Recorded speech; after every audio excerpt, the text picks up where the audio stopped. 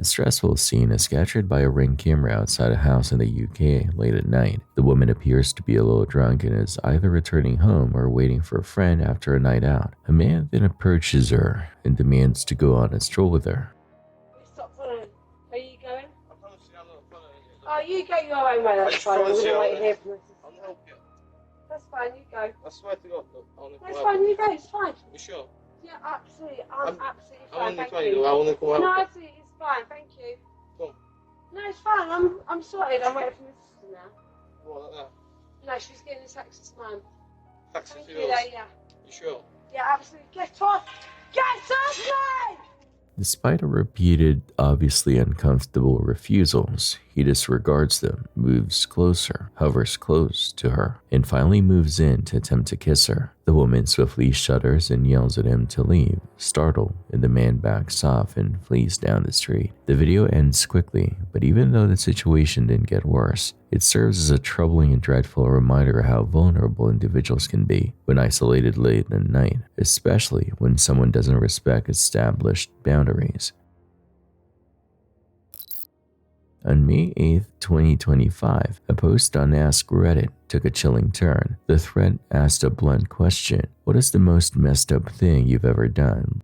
Like many such threats, it was initially filled with sarcasm, minor confessions, and jokes. But about half an hour after the post went live, one reply stood out, and not because it was funny. A user wrote, "I ran over a woman and her child in California in '96. I don't remember the city, but I'll never forget the intersection. Vandewen Street and Lewis Avenue. I think the mom died. I got away scot-free. I'm only saying this now because the statute of limitations is up."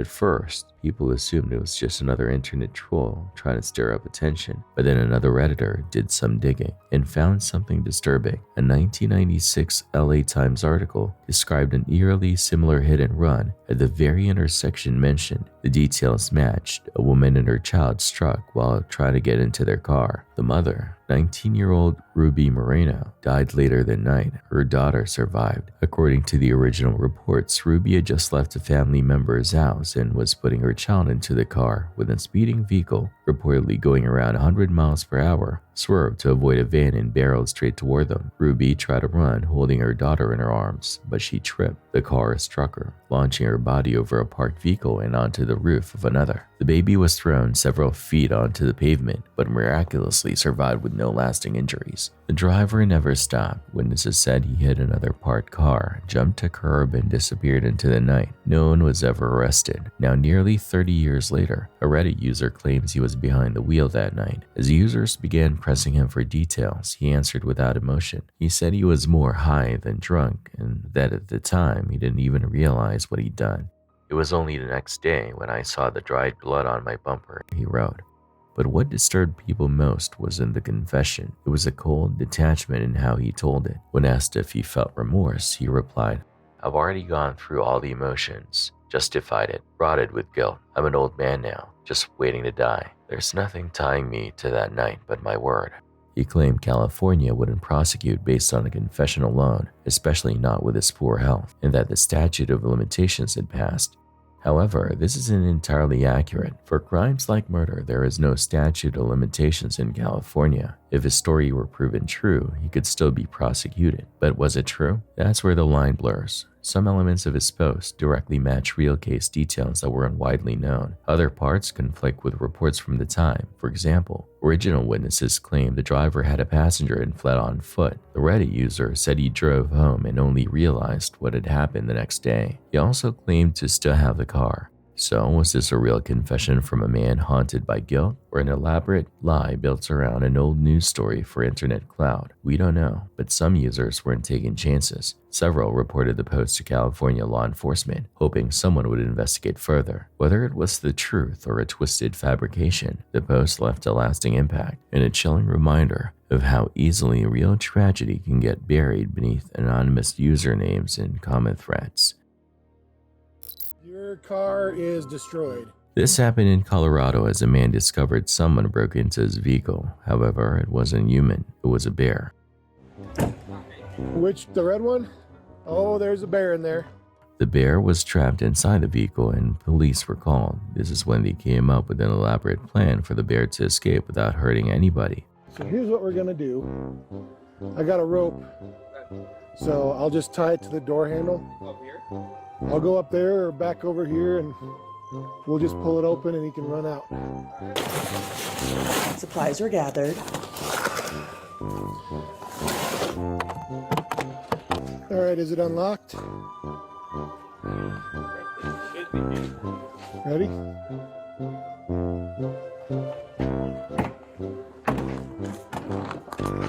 Come on. Go on. Go on. The plan worked. You think all is well, but the man realized the interior of his vehicle was destroyed. Your car is destroyed. Okay. Hopefully that's covered by his insurance. Important to lock your cars and keep all food and stuff out. A surrounding concrete slab suddenly crumbled when a construction worker was working at the bottom of a deep trench.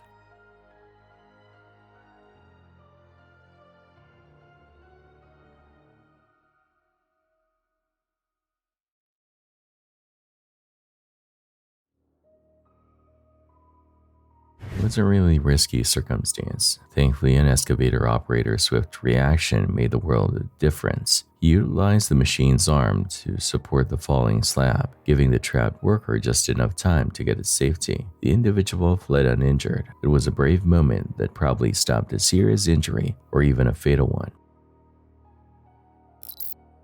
In May 2012, a Reddit thread asked users to share secrets so dark, so damaging, that revealing them could ruin their lives. Among the 44,000 plus replies, one chilling confession stood out, and to this day it remains one of Reddit's most disturbing unsolved mysteries.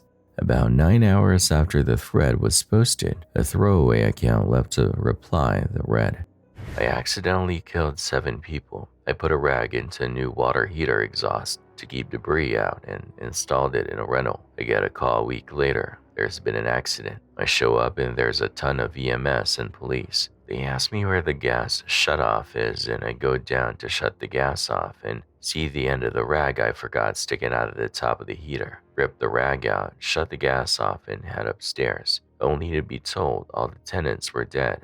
The user ended their post by admitting they drink all day now, trying to numb the guilt, but said nothing more. No follow-up, no response to questions. Silence. The account vanished. Curious readers dug into the story, trying to verify whether any such tragedy had occurred, and shockingly, they found something. A news report from December 16, 2006, out of Kirksville, Missouri. 7 people, 5 young adults and 2 children had died in their sleep from carbon monoxide poisoning. At first glance, the details matched, but here's where things get murky. According to official reports, the deaths weren't caused by a faulty heater. Investigators concluded the source of the carbon monoxide was a van left running overnight in a closed garage below the apartment. The fumes had built up, seeped into the unit above, and silently killed everyone inside. Authorities were confident in their findings, even stating that the heating system had been checked and found to be functioning properly. This left Redditors torn. Was the original commenter truly responsible for the deaths? Or had he read about the tragedy and spun it into a grim story for attention? Several theories emerged. He was telling the truth but misunderstood what happened. Maybe he really did leave a rag in the exhaust, and when he arrived on the scene and saw it, he assumed it was the cause, living with guilt ever since. In this version, the official report is accurate, but the OP has carried false guilt for years. He made the entire story up. The timing and location matched a real event, but the details he gave, like casually walking into a potential crime scene, didn't fully align with standard investigative procedure. If he wasn't stopped or questioned, was he really ever there? He was involved, but not who he claimed to be. Maybe he wasn't the landlord or technician, but someone who knew the victims or had inside knowledge and used Reddit to anonymously confess. There was more than one contributing factor. Could it be that both the van and the obstructed heater played a role in creating the lethal levels of carbon monoxide? No one ever heard from the OP again. The account went dark, and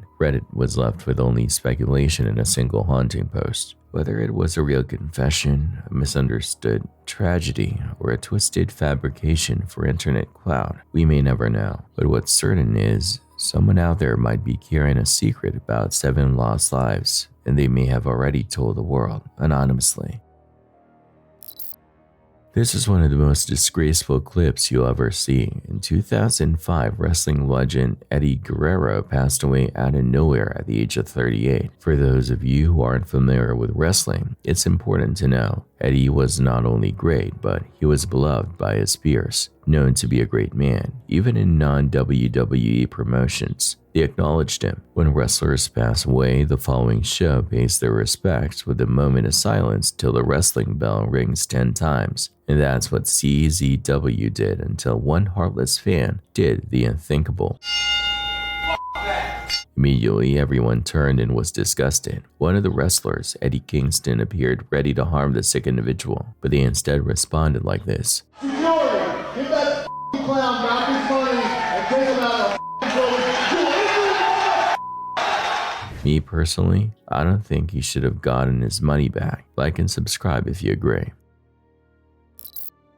On March 30th, Wellington Costa, a man from Brazil, went swimming with friends in the Rio Caldas River. The area had recently experienced heavy rainfall, making the current much stronger than usual, and the river itself is known for being particularly rocky and treacherous. Despite the conditions, Costa, known for his laid-back attitude, jumped in without a second thought. Tragically, he never came back up. Although his friends were only a few feet away, they couldn't locate him in the fast-moving murky water. The footage from that day isn't graphic, but it's deeply unsettling, capturing what are believed to be his final moments and highlighting just how unpredictable and deadly river conditions can become. Estamos aqui, ó, a paisagem. Vou levar o carro, vou levar o carro. É o quê? Vou levar o carro. Tu, com teu olho cego, Meu amigo, tu vai ser meu GPS. tu pula quebra-mola, rapaz, eu tô é bom. É melhor quebra-mola do que pular uma ponte dessa ali, ó. Morreu. E aí tá cheio de pedra aí, ó. Desmaiou. Desmaiou. Vá. Vou caçar esse dele. Ô, cadê o negueba, velho?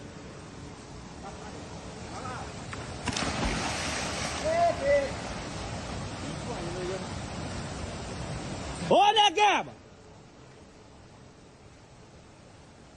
Desmaiou, mano. Desgraçado.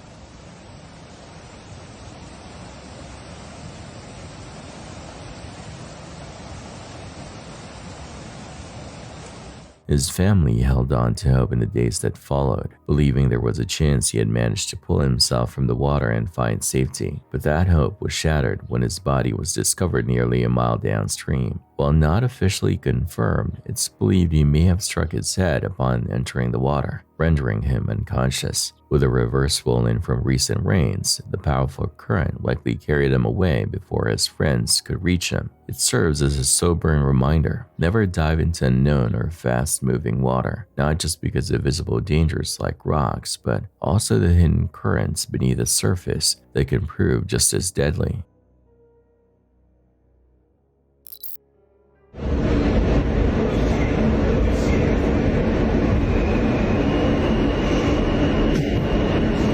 As we've seen time and again, people catching some sleep on the subway is nothing new, but it's not always the best idea, especially considering the less than welcome wildlife lurking in the tunnels. Just take this unfortunate commuter as an example. He's peacefully dozing off when a large, overly friendly rat decides to climb aboard and make his acquaintance. Let's just say it's a wake-up call no one wants.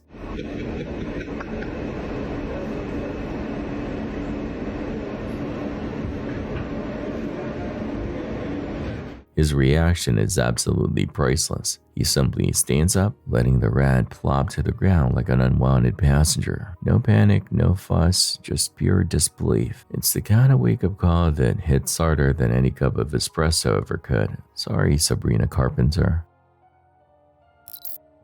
Between 1994 and 2010, many visitors in the Netherlands flocked to a place called the De Warbeek Amusement Park, but one particular water slide there became the center of attention for all the wrong reasons. At first glance, it looked like a typical attraction, but the reason it stirred up so much controversy is truly shocking. A video exists showing exactly how this slide operated, and once you see it, you'll understand why it became such a hot topic.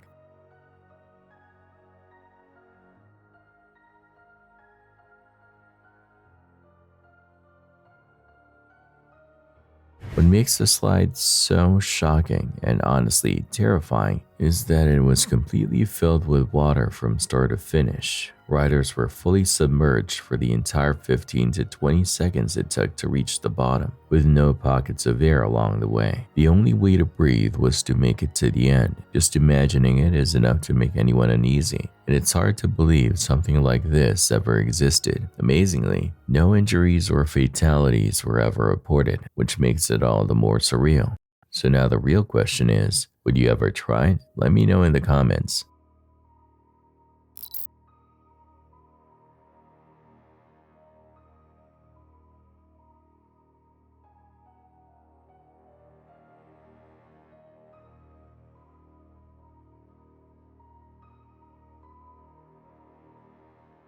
A strange and unexpected moment at a fast food restaurant went viral after surveillance footage showed an elderly woman falling straight through the ceiling and crashing into the bar area. The video, which quickly spread across social media, captured two young men frozen in disbelief as ceiling tiles and metal framing gave way, sending the woman tumbling down amid the debris. Incredibly, she stood up uninjured and casually walked away, offering no explanation. The surreal nature of the incident left both the customers and online viewers stunned, with no clear answers as to how she ended up in the ceiling or how she walked away without a scratch. In August 2013, a group of bow hunters found themselves in a remote part of Oregon when they began to suspect they were being followed by a large pack of wolves. Feeling increasingly uneasy, they started recording, and what they captured is both eerie and unforgettable. In the 7-minute video, the howling grows steadily louder and closer, surrounding them in the dense wilderness. At times, the sounds even resemble human-like laughter, adding to the tension. As the noise intensified and the wolves drew nearer, the hunters made the decision to leave the area. What started as a routine outing quickly turned into a chilling encounter. Take a look. Oh, that's the big one.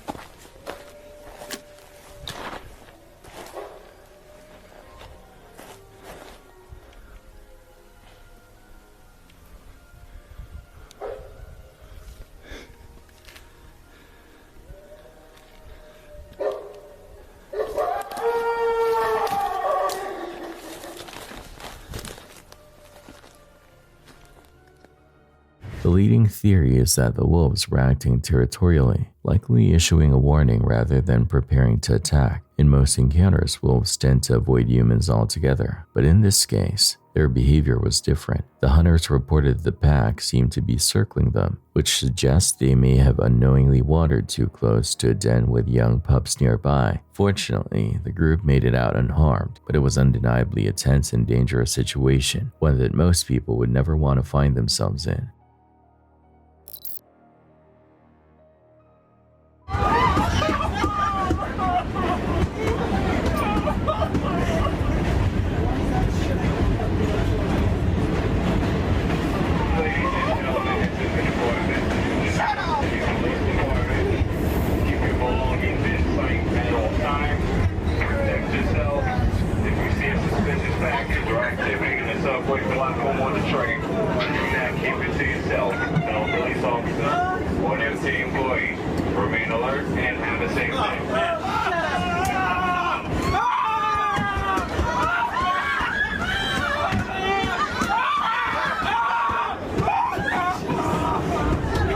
You have to feel sorry for the little rodent since it's not its fault that people are so terrified of them. This video from New York City shows a rat scuttling around on a packed subway while passengers stand on their seats and try to escape it.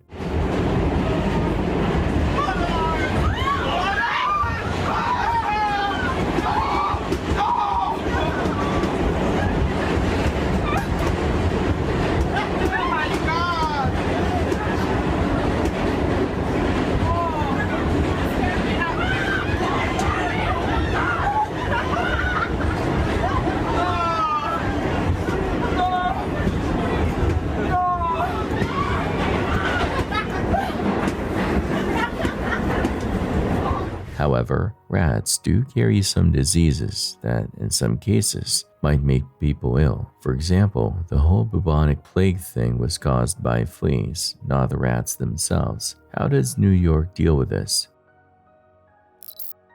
This unsettling video was captured by CCTV cameras inside an elevator in southern Brazil. The woman who steps inside is 25-year-old Liziane R.K. de Lima. The footage, recorded on April 5, 2023, marks the beginning of what would become one of the most disturbing and widely discussed cases to emerge from Brazil in recent years. Take a look at the footage and see for yourself how a seemingly normal moment took a chilling turn.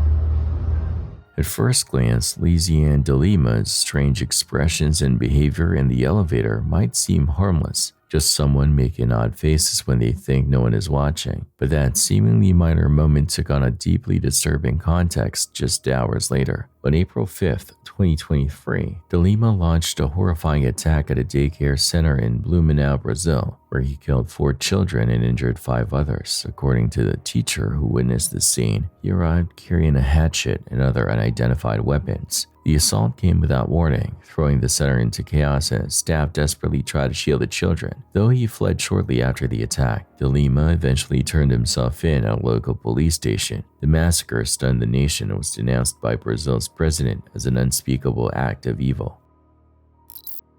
This video from Pakistan will leave you in awe. It's up to you if that's in a good way or a bad way.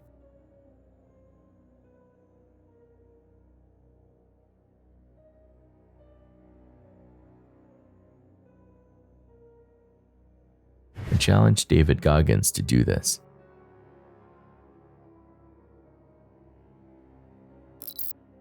Being a pilot often carries an air of prestige, but it can also be terrifying. In a video uploaded by YouTuber Don MCL1 back in October 2006, that danger is captured in real time. The footage begins with a jet taking off normally, but the situation quickly deteriorates. Alarms blare as the aircraft's nose sharply tilts upward. T6NL. T6NL. Tense, garbled radio chatter fills the audio, and moments later, the jet veers sideways, clearly out of control. Then a chilling command cuts through: eject, eject, eject, just as the plane begins to nosedive.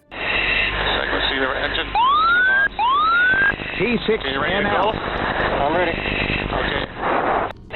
Eject, eject, eject.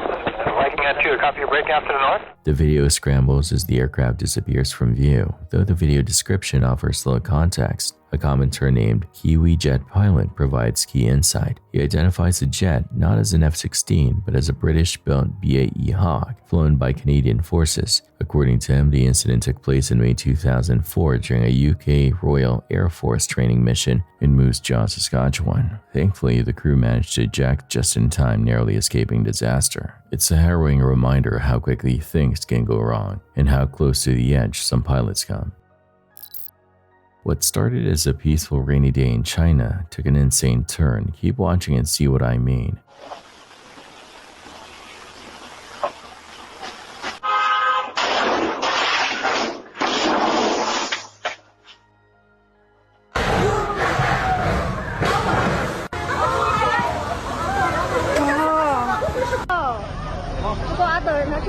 Encountering a sinkhole out of nowhere while driving is the kind of nightmare scenario you don't expect, and this one came dangerously close. The driver was incredibly lucky. His speed helped him narrowly avoid plunging into the ground as it gave way. That second camera angle made the moment even more intense. It's rare to capture something like this on film, and even rarer to walk away from it unscathed.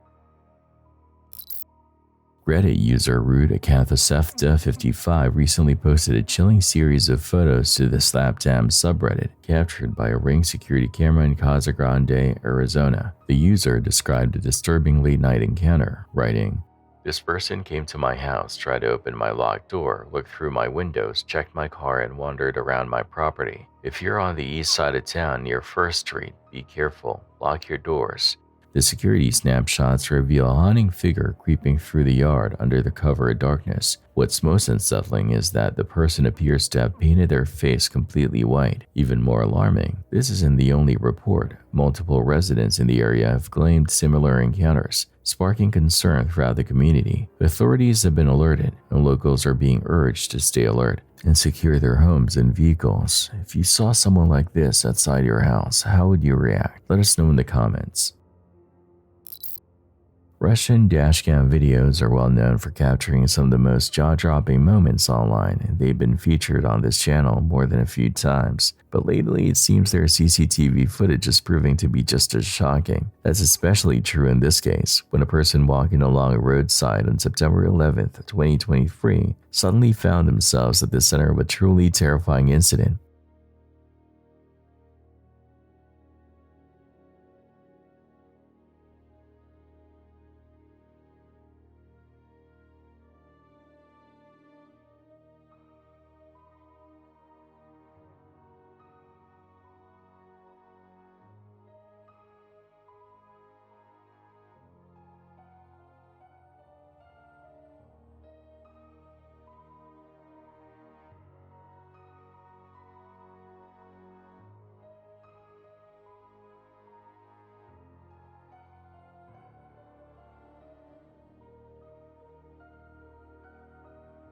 As the man calmly walked along a grassy roadside, not bothering anyone, a massive truck suddenly veered off course, heading straight toward him without warning. The reason behind the swerve remains unclear, and the roadside barrier offered no protection as the truck plowed right through it. From the camera angle, it looked as if the man had been struck head-on, but incredibly, that wasn't the case. In a moment that can only be described as miraculous, he managed to escape completely unharmed. Upon replaying the footage, it becomes clear that a ditch beside the road gave him just enough space to react. He quickly darted down into it and around the truck. Though physically fine, it's safe to say the experience likely left him in shock for days.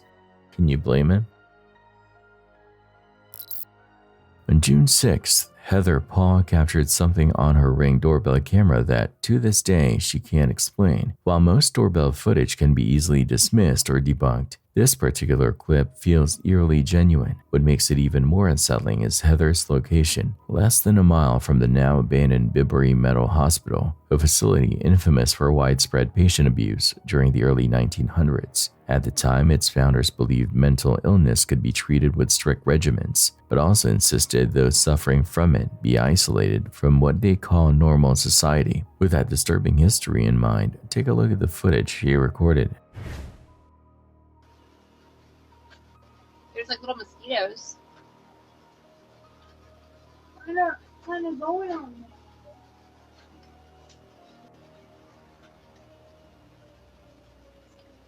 What? What did you say?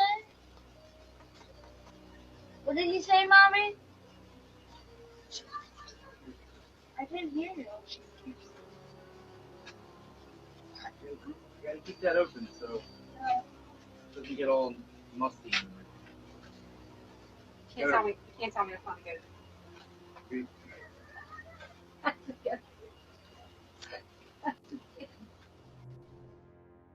In the clip, you can see the moment Heather notices a figure walking past her home. What's especially unsettling is that the figure appears semi-transparent. It clearly startles her, but when she points it out to her husband and son, they don't see anything at all. To them, nothing was there, but when you pause the video and compare the figure's appearance to historical photos of nurses from the old Bippery Mental Hospital, the resemblance is hard to ignore. The uniform, the posture, it's eerily similar. Though the hospital has long since been demolished, it was widely known in the 1990s for alleged hauntings and even rumors of satanic rituals held on the abandoned grounds. Since posting the footage, Heather has also shared stories from her time exploring the hospital before it was torn down. What do you make of this?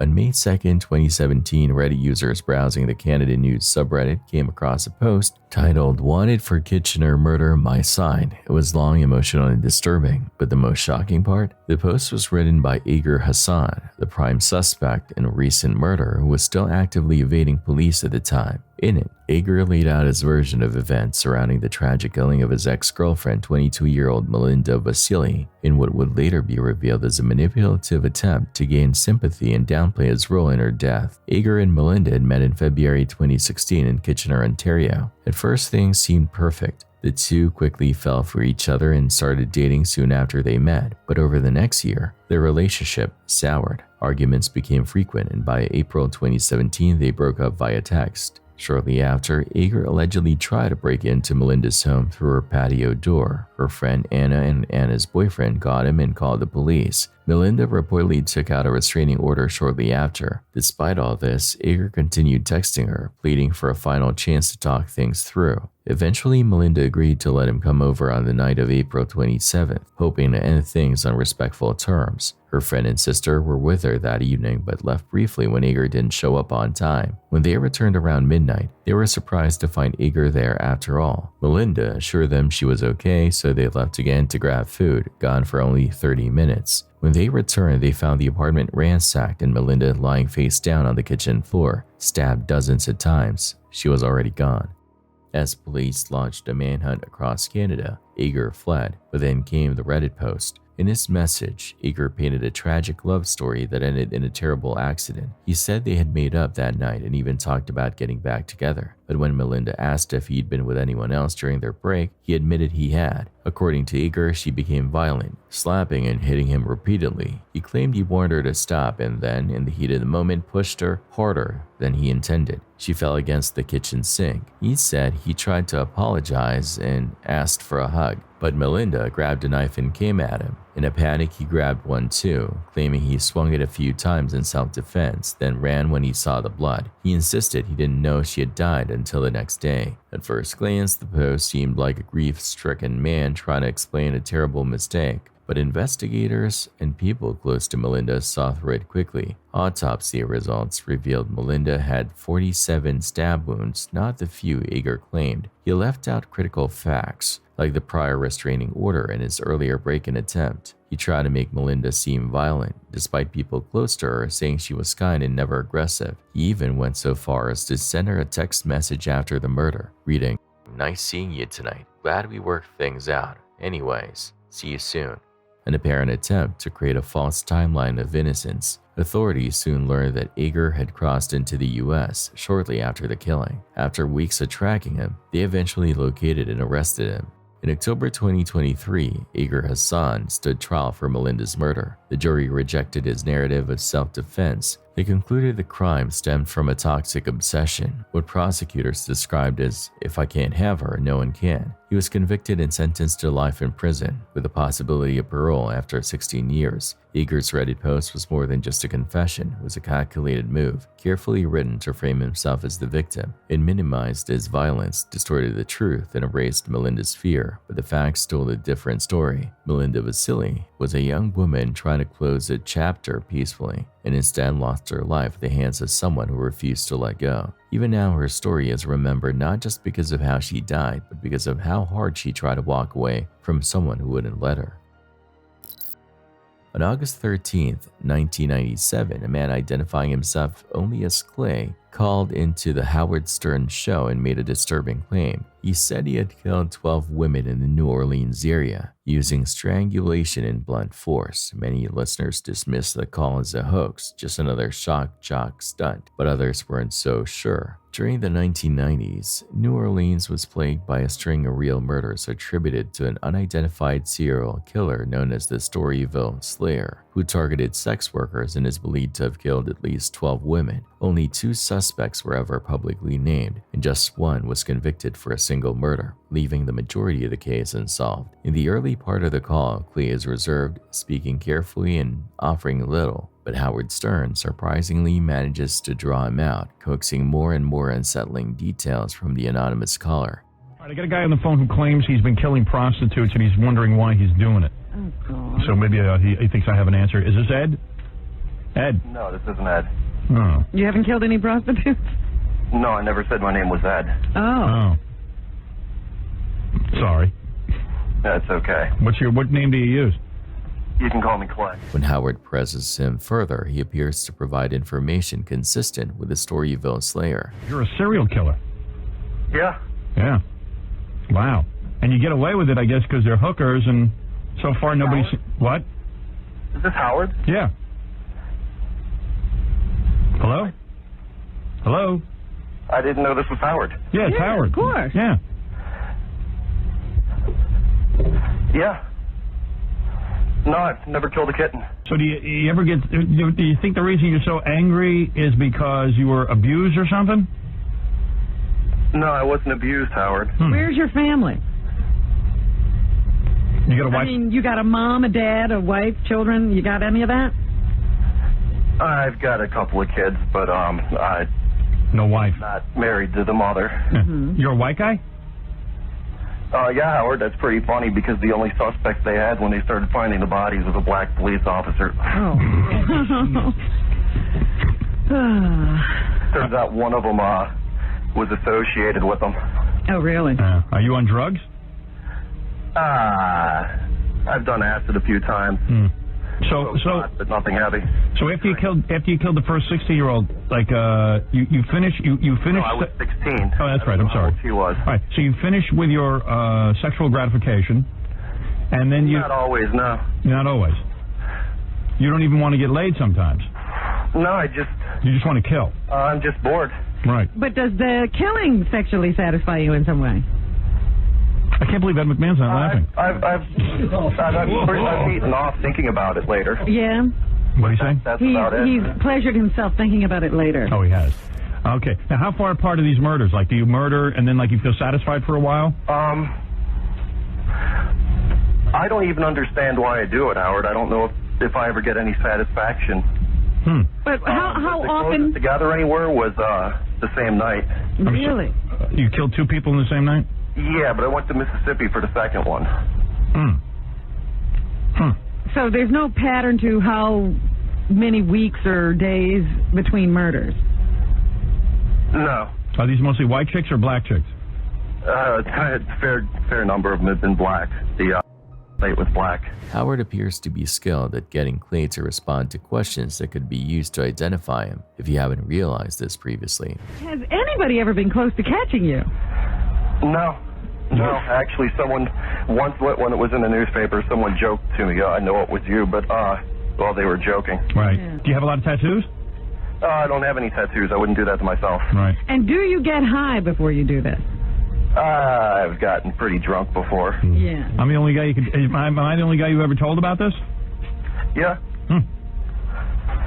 Sometimes I ask them, if they think it's dangerous, doing what they're doing, if they're worried about things, and they'll laugh it off, and that just pisses me off.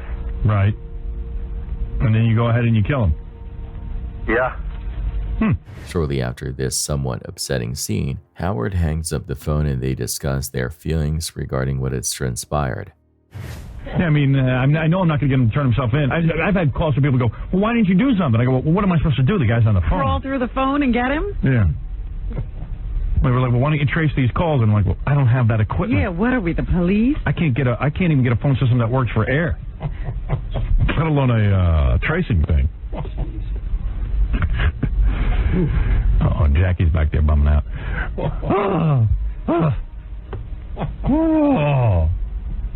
First I wasn't buying it, but now I think I'd buy it. Nah, I buy it. I bought that guy. Offhand attitude that you have to be a serial killer. Nah, I buy it. Sources claim that the FBI did visit and seize all the tapes, but the Storyville killings were never completely solved, and this man was never identified. What do you think? Everyone should have the freedom to express themselves however they choose, but if you're going to turn yourself and your partner into a walking art installation, don't be surprised when you attract a few critics along the way. It's hard to pin down exactly what message they're trying to send here, but one thing's for sure, lying face down on a subway floor means they'll both need a long soak and a gallon of hand sanitizer just to undo the history of grime left by 1,000 commuters. A video filmed at a restaurant in Chicago is making the rounds online, showing a group of people casually enjoying their meal, only to get up and leave without paying the bill. The clip has sparked a wave of backlash, especially because they didn't just skip out on the check, they also left their server completely empty-handed, with no tip and no payment at all.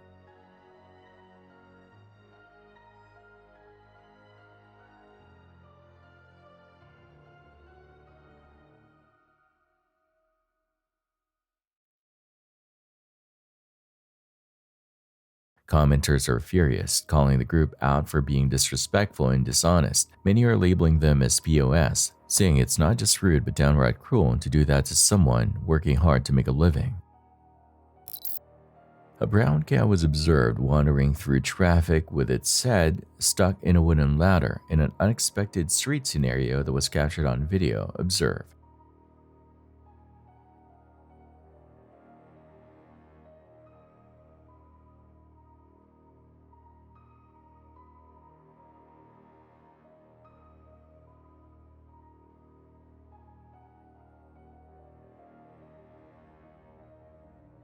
The video was captured by an onlooker who saw the cow clumsily carrying the ladder as it wandered down a busy road. While many individuals attempted to approach and assist the cow, it trembled and fled into traffic. Fortunately, oncoming cars were able to avoid it. The cow seemed to struggle to get free from the ladder. It is still unknown how the animal got tangled in the object. Pretty wild, huh? On June 7, 2019, a chilling confession appeared on Reddit's Confession subreddit from a throwaway account. The post, simply written and emotionally raw, claimed responsibility for the deaths of several people, not through violence or malice but through a tragic mistake in the illegal drug trade. The anonymous user explained that 4 years prior they had set out with one goal: to avoid the traditional 9-to-5 lifestyle. Their solution? Selling illicit substances. At first, the work was small-scale and stressful. Meeting clients in person made them anxious, and they constantly feared being caught. But that changed when they discovered a darknet marketplace. Through encrypted platforms and anonymous shipping, business started to boom. What began with 3 basic products expanded to a larger, more dangerous operation. Eventually, the user was shipping out a variety of potent substances, all packaged and tracked via an Excel spreadsheet containing names, addresses, zip codes, and order details. But then something went terribly wrong. One day, while fulfilling multiple orders, the user mixed up 2 very similar-looking white powders, one far more lethal than the other.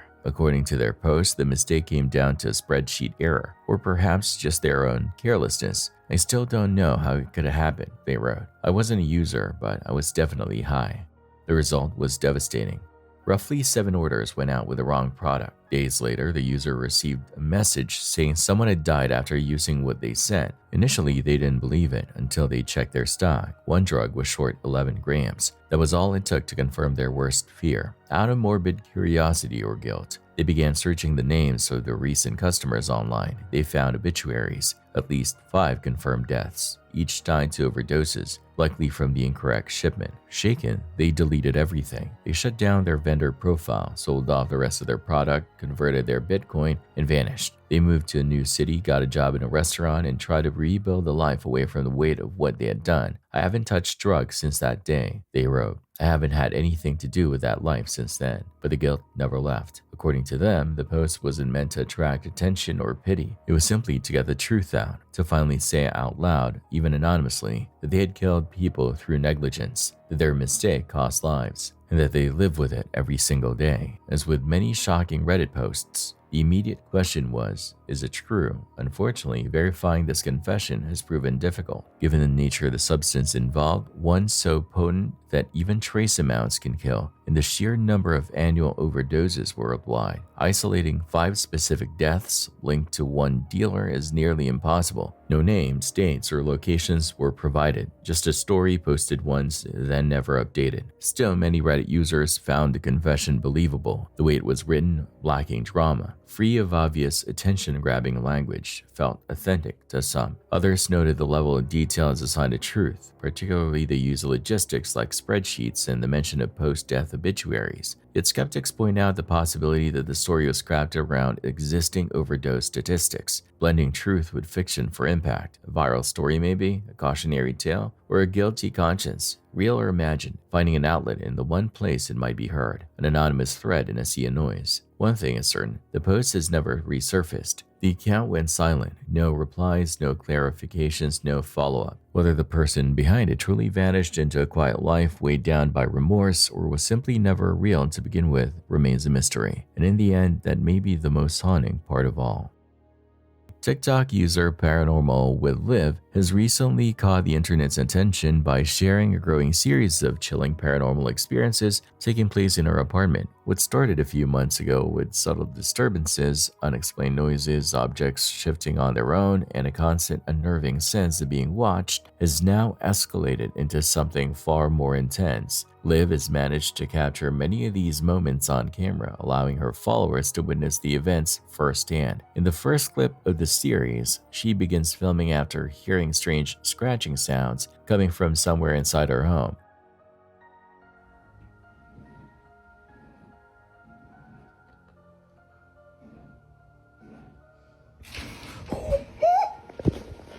Even her cat, visibly alert and uneasy while perched on the couch, seemed to sense that something was off. One of the more chilling incidents took place while Liv was home alone. Her boyfriend was out making DoorDash deliveries when the strange activity returned. Disturbed by unexplained noises echoing through the apartment, she picked up her phone and began filming once again. In yet another hair-raising moment, the apartment's lights began to flicker uncontrollably, casting erratic shadows across the room. The sudden surge of activity added to the growing list of unexplained events, leaving Liv and her viewers increasingly unsettled by whatever presence might be occupying the space. In one particularly unsettling clip, Liv recounts returning home after a night of door dashing when she noticed something unusual.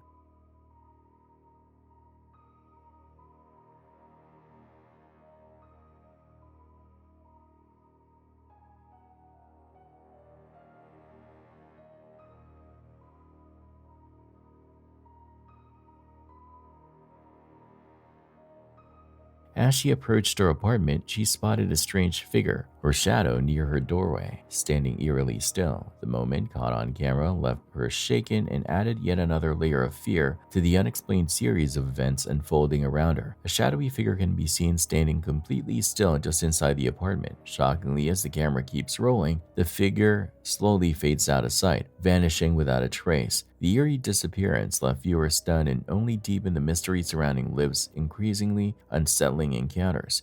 Perhaps the most unsettling moment of all came one night while Liv was outdoor dashing with her boyfriend. As they passed a nearby park, something caught their attention, something so disturbing they immediately pulled over. What they saw next added a chilling new layer to the ongoing mystery that already consumed their home life.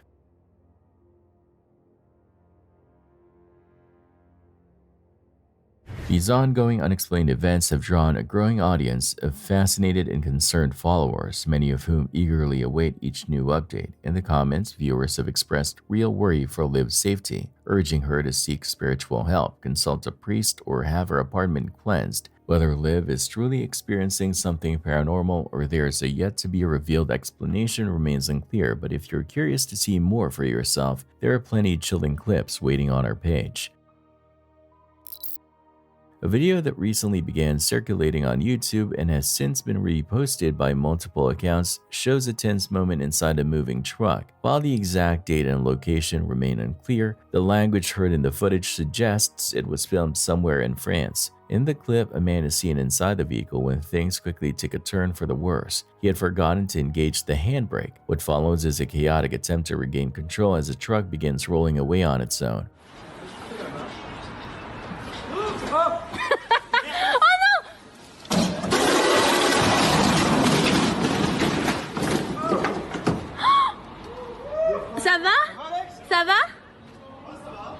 C'est sûr?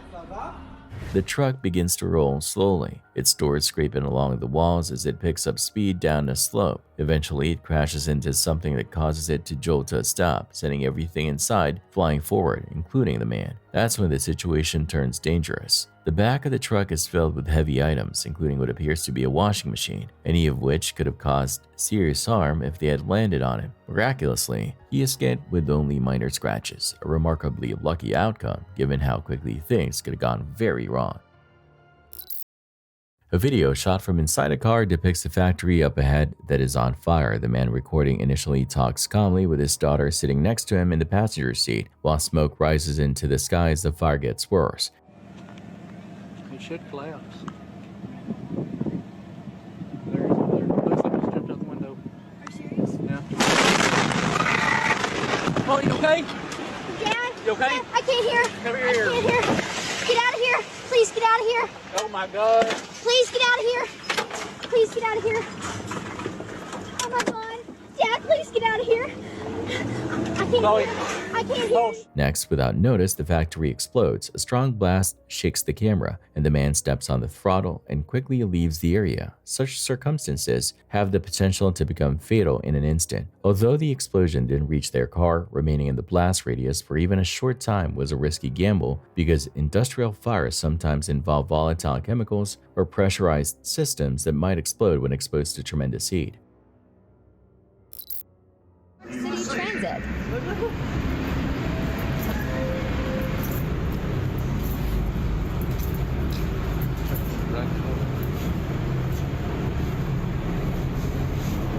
Yo. This homeless man in New York was sleeping and it turned out to be a slumber party. Keep watching to see what I mean. An army of rats crawled away as the person with the camera approached. I'm not sure what followed, but this was pretty insane, wouldn't you agree? This CCTV footage, recorded on October 9th, 2023 in Paranaíba on the coast of Piauí, Brazil, captures what begins as an ordinary moment. A man arrives with his bicycle and brings it near a pool, likely intending to park it next to another already resting there. Everything appears normal, just someone securing their bike at what seems to be a familiar spot, but within seconds the situation takes a dramatic turn, and the man comes within inches of losing his life to something completely unexpected.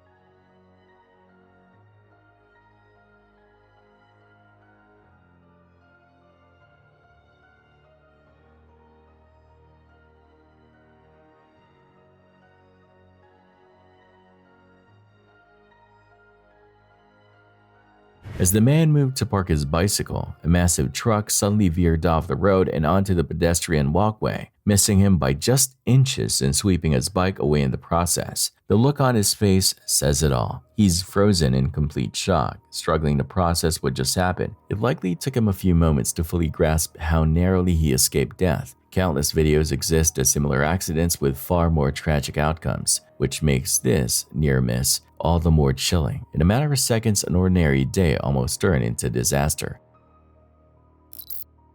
This unusual clip has been gaining traction across social media once again. Though it's believed to have originally been filmed around 2015, its recent reappearance has stirred up a wave of discussion and speculation online. The footage is said to come from a live TV interview taking place at a ranch in San Carlos, Uruguay. But what happens during the broadcast is far from routine and quickly shifts from a standard interview into something far more unsettling. Lamentablemente el gobierno se quiere apropiar de todas estas tierras para hacer un basural y la verdad que es una lástima porque es lo único que queda de vegetación en esta zona. ¿Viste eso? ¿Viste eso allá atrás?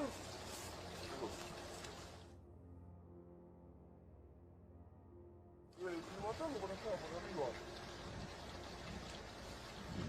Ya, boludo.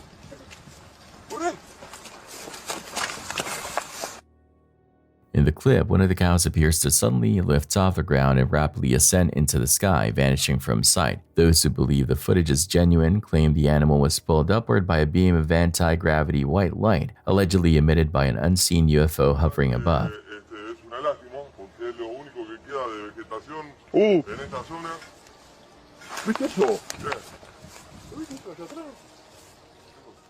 Since resurfacing, the video has stirred intense debate. Skeptics argue it's a product of CGI, pointing to the strange motion and lighting. However, believers point out that the event was reportedly captured during a live TV broadcast, making digital manipulation less plausible. Even years later, no clear explanation or solid evidence has emerged to settle the debate. As always, it's up to you to watch the footage and decide what you believe.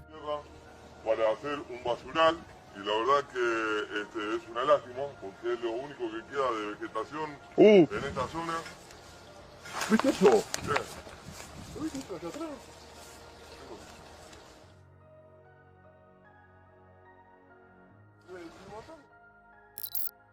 This CCTV footage surfaced just a few months ago and has been making the rounds ever since. It shows a group of workers going about their routine in what appears to be an industrial facility or factory. Everything seems normal until something completely unexpected happened.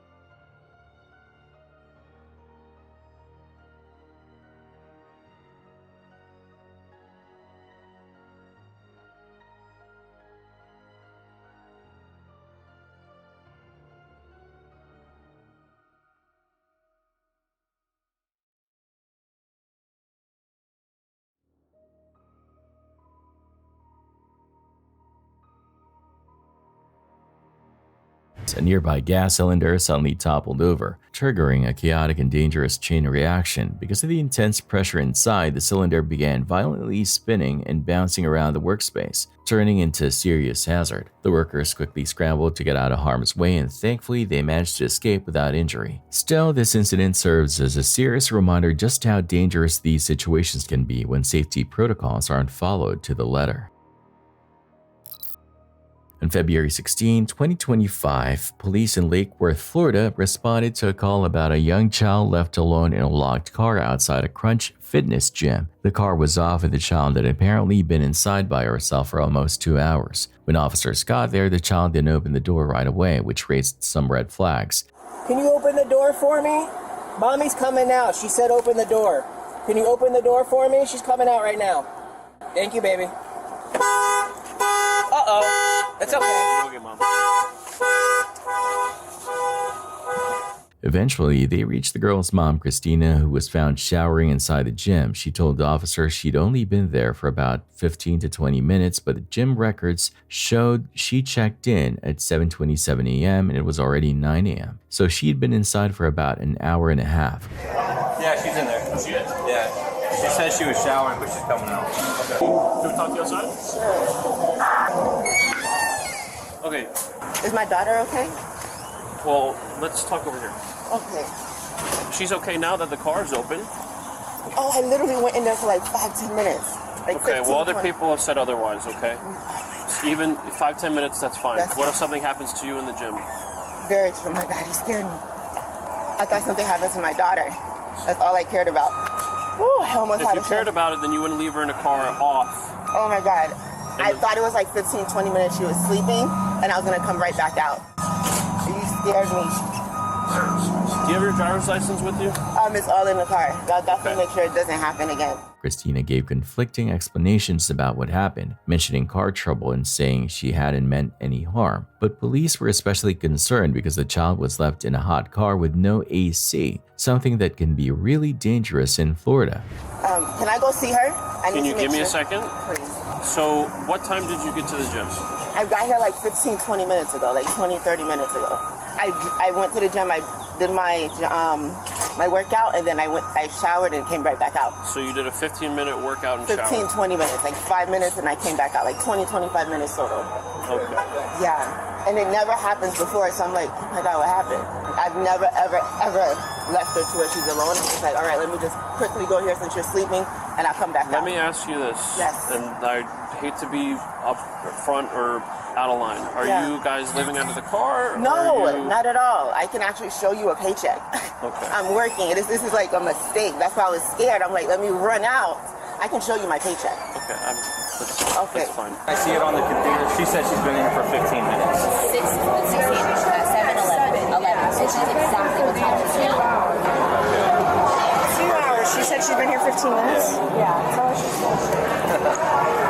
And I can take it out right now. I thought you guys scared me. I just want to make sure she's okay. What was your name, ma'am? Christina. Christina. Yes. Do you want to go to jail for child abuse? Not or do you at want all. to tell us the truth right now? I'm definitely telling you the truth. You checked in the gym at 7:27 this morning. Well, no. Do you know what time it is now? If you ask her, I came back out. It's 9 o'clock. You've been here for almost 2 hours. I will tell you. I'm telling you the truth. I walked back out. Regardless, she was still in the car. For like 15, 20 minutes. Yes, that's true. Okay. But I can literally tell you, I walked out. All right, let's go get your driver's license and we'll go from there. And I can show you my paycheck and everything. My daughter has never been harmed, hurt. Okay, well, we don't know that, and this is our first encounter with you, so I find that hard to believe. Well, I can't trust you because you said you've been in there for 15 minutes and you've been in there for 2 hours. 25, 15 at the gym, like 5 minutes. Officers told her the issue wasn't just about intent, it was about putting her child at risk. Christina wasn't arrested right away, but was clearly shaken when they explained the seriousness of the situation. They asked for her ID and kept investigating. So with the biggest issue, obviously Florida and everything else is one, they don't want to leave unattended for long at all, but also the car has to be on, okay? All right? Do you have your ID? Yeah, I think, but she's okay. She got no complaints. She's been great, okay? All right, Gabby, feel better. We'll see you later. Thank you guys, I appreciate it. All right, no problem. And I'm so sorry. I know you guys hate me right now, but I promise it's a mistake. Can you give my partner your ID? Yeah. And you can call her. They came to help me with my car. Later, when she was officially taken into custody, Christina broke down. She kept saying she might faint and didn't seem to fully understand what was happening. She cried, begged, and said she didn't mean to hurt anyone. Officers tried to calm her down and made it clear she was being arrested for leaving her daughter in the car, not because of a flat tire. I literally had a flat. I'm not worried about your vehicle right now. I know, but I wanted to tell you why we're here. We had a flat, and they stopped by and changed everything for me. Okay, cool. You could be doing whatever inside, but your child's in the car, no AC, the car's off, it's locked, so we can't get in unless we break the window. Do you understand what I'm trying to say? I understand, and it'll never happen. It never happened before. That's why I'm like afraid that I don't think you. that would happen. Where are you going? I'm just trying to make sure that. Why is that a concern if the driver's side is open? No, I'm just making sure that she's okay because she gets scared and I don't want her to be afraid. Do you want to tell me what's going on then? It's the honest truth. I wish you would believe me. I promise you. I can show you the text message, and you can even go to the tire shop. Can I tell you what happened and then you can kind of see if my car, we got a flat. I'm glad we weren't on 995. The tire popped. I purchased it for $60-something. Our tire blew out in front of the tire shop. Yesterday, last night around 11. And I can show you text. I don't want you to think I'm a liar. My daughter's the most important thing to me in my life, and I've never done anything wrong. That says otherwise. I know, and I don't want you to feel like I'm just like. You were checked in the gym for almost 2 hours. So what happened to the other hour that we're missing right now? When I came back outside because my daughter was sleeping, so I had to make sure she was okay. So I came back outside. I stayed. She was still sleeping, and then I spent time with her. And I'm like, okay, let me work out for a little bit. Maybe you'll be up after, and then I came. But I think like your 15, 20 minutes is probably a little bit longer based on the fact that you were here for... I'd say 15. I was working out 10 minutes. So over 2 hours. About 25, 30 minutes. I'm going to notify DCF. They're going to pay a visit to you at your house, check on the welfare of your child. Okay? Do not let this happen again. Because now that it's on record, I guarantee you would be going to jail next time. She tried calling family for help but couldn't reach anyone. A friend was mentioned as someone who could possibly take care of the child. Any other family member that's nearby here that I can call her. That I can call, like, literally. I wish somebody would believe, like, literally. She just called me, too. Right. Give me your bag. Please. Go ahead and call Dad. Is there any way, like... No. Can I speak to him? And I'm, like, telling you guys that I can call my dad, but I'm going to try to call him. Please. Face the car. please don't do this. Can I? Okay, I'll call my dad. Okay, I'm gonna take care of that. I'm gonna have you on speaker, okay? Stop. Do not do that. Please call my dad. Take the seat. Take a seat. Gabby, mommy is arrested. She's gonna come in. I don't know why, mommy. I'm arrested. Okay. Officers reassured the little girl, saying they were there to help and weren't trying to scare her. They also pointed out that Christina had a history of traffic violations, including not properly strapping in her child. The whole reason you're in handcuffs has nothing to do with your tire being blown out. It has to do with your decision of leaving your kid in the car unattended. Does that make sense to you now? I'm so sorry. I did take a little bit of look at your record. You've had, quite a few traffic infractions, but it's not a big deal. But some of them are not seatbelting your child. Paramedics were brought in to check on Christina, and in the end, she was officially charged with child neglect. This next clip is a textbook case of mess around and find out. It's easy to get caught up in the excitement when you're out driving with friends, but that doesn't give you a free pass to act recklessly. There's a line between having fun and pushing things too far, and this video shows exactly what happens when that line gets crossed.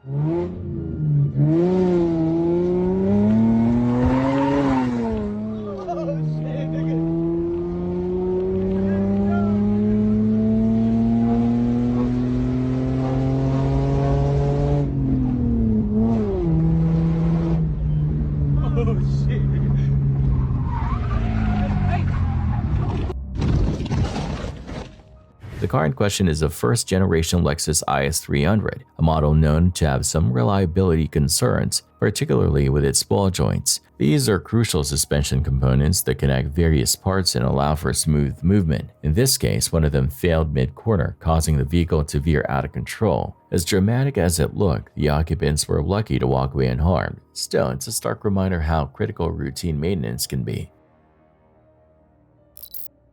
Reddit user Taxpayer recently uploaded a perplexing video that has sparked confusion and curiosity among viewers. The clip, though brief, has left many scratching their heads trying to make sense of what exactly they're witnessing. The post describes an unusual encounter that took place on January 1st, 2025 near Riviera Beach, Singer Island, and West Palm Beach, Florida. According to the uploader, they were spending time near the port of Palm Beach when they spotted two strange glowing orbs hovering in the distant sky. The lights appeared to float in place, emitting an otherworldly glow that immediately caught their attention.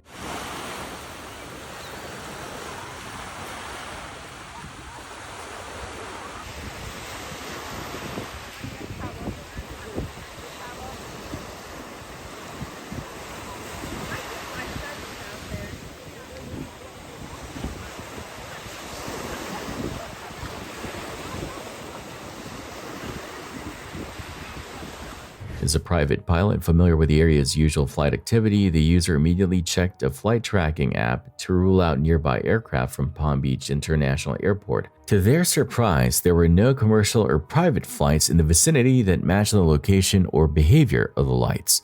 The glowing orbs, estimated to be about 10 to 15 miles offshore, hovered in a vertical alignment before gradually drifting apart. They remained in view for over 15 minutes, staying completely stationary relative to the shoreline, neither moving closer nor farther away. One by one, the orbs eventually faded from sight. Other beachgoers also witnessed this strange event, lending further credibility to the sighting. While the original poster doesn't claim the lights were extraterrestrial, they firmly state that no known aircraft or helicopter could explain what was seen, even encouraging others to check historical flight data. So far, no clear explanation has been found. The next video surfaced on social media, though the exact date and location remain unknown. Despite ongoing speculation, some claiming they've pinpointed the area where it was filmed, nothing has been officially confirmed. What is clear, however, is that the footage captures something truly unsettling. As the person walks through a dense forest, likely expecting nothing more than wildlife like a bear, wolf, or maybe a mountain lion, they stumble upon something far more disturbing. What they find defies explanation and may be even more terrifying than any predator you'd expect to see in the woods.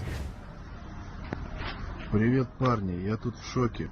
Решил прогуляться по территории. Посмотрите, какой забор. Вот это забор. Я просто в ахуе. Сейчас покажу еще. Вот это забор. Вон он кончается. И вон там кончается. Вон угол.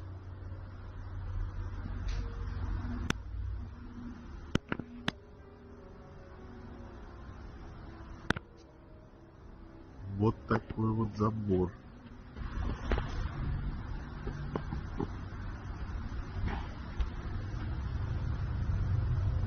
Ха. Ну, красивый собака. Как лес. The man stumbles upon an enormous stone wall, so large in fact that it dwarfs the surrounding trees. Its sheer scale is hard to believe, and the mystery deepens when viewers realize there's no confirmed location tied to the footage. While some have speculated that the structure might be part of the megalithic formations near Cheyenne Mountains in Russia's Alay region, that remains unverified. The man's use of Russian adds some weight to the theory, but without concrete evidence, the origin of this massive, ancient-looking wall remains unknown, only adding to the eerie and unexplainable nature of the discovery.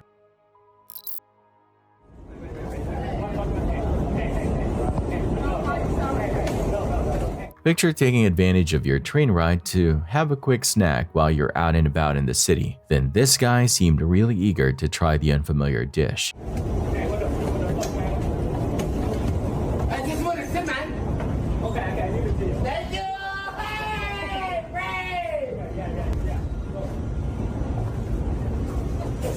Unexpectedly, the man caves in and allows him to take his soda, even though he doesn't appear to be appreciating it. An Indonesian video shows the spectacular aftermath of a volcanic eruption at Mount MYUU, where a soaring plume of smoke and ash erupts into the heavens and stretches for tens of miles into the atmosphere. The surrounding area is covered in gray as the ash cloud moves across local villages.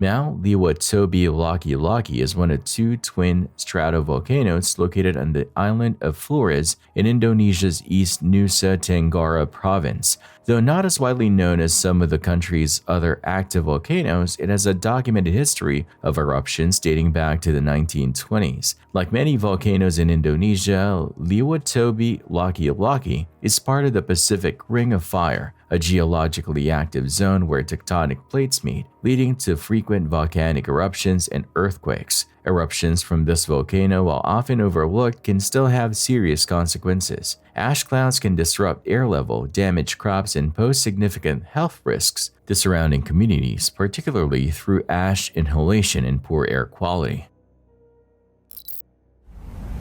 It's a fucking UFO.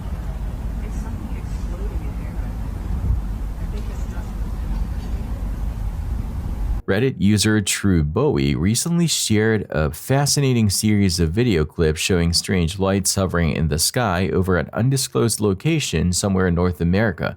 The footage quickly gained attention, with viewers captivated by the unusual movements and patterns of the glowing objects. Though the exact setting remains unknown, the eerie behavior of the lights has sparked widespread speculation and debate. The clips show a cluster of bright, mysterious lights drifting and shifting across the night sky. Their movements appear deliberate, gliding, hovering, and occasionally changing formation in ways that don't match typical aircraft behavior, adding to the mystery surrounding the sighting.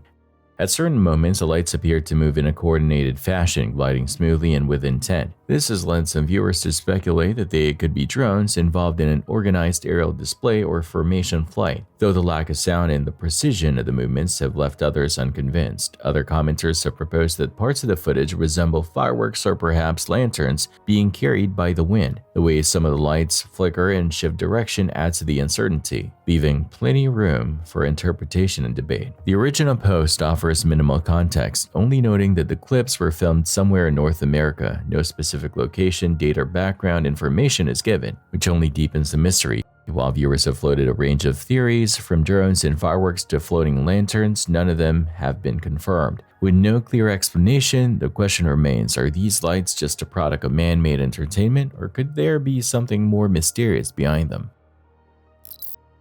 Want to know the definition of stubbornness? Watch this clip.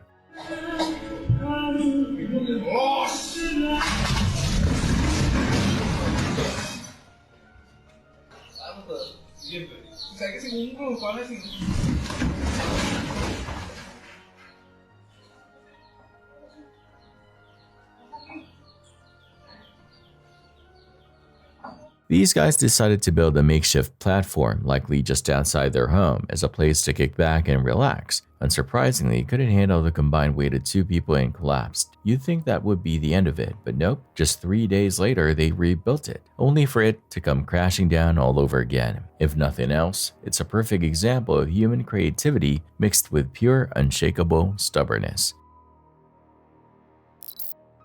This street performer was in the middle of his act when things took an unexpected turn. His wig flew off and landed perfectly on a tourist's backpack.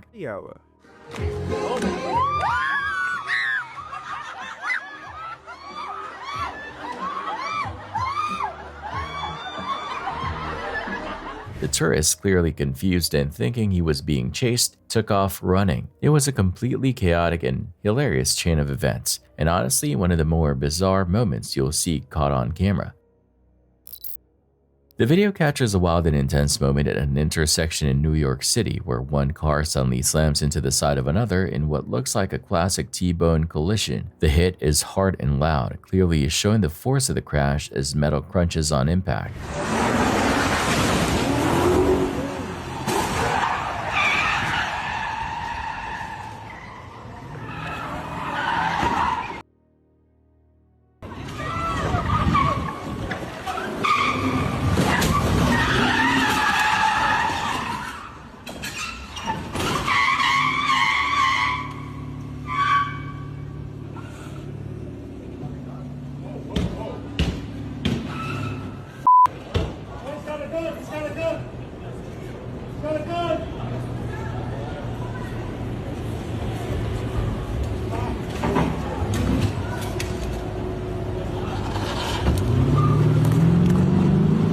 The car that gets struck is jolted sideways with serious force, almost as if it had been shoved off its path. From the angle and timing of the hit, it looks like the crash may have been caused by road rage. Either one driver trying to cut the other off or an aggressive move gone wrong. The whole scene is chaotic, with the violence of the impact leaving no doubt how dangerous the moment was. You can almost feel the tension through the screen.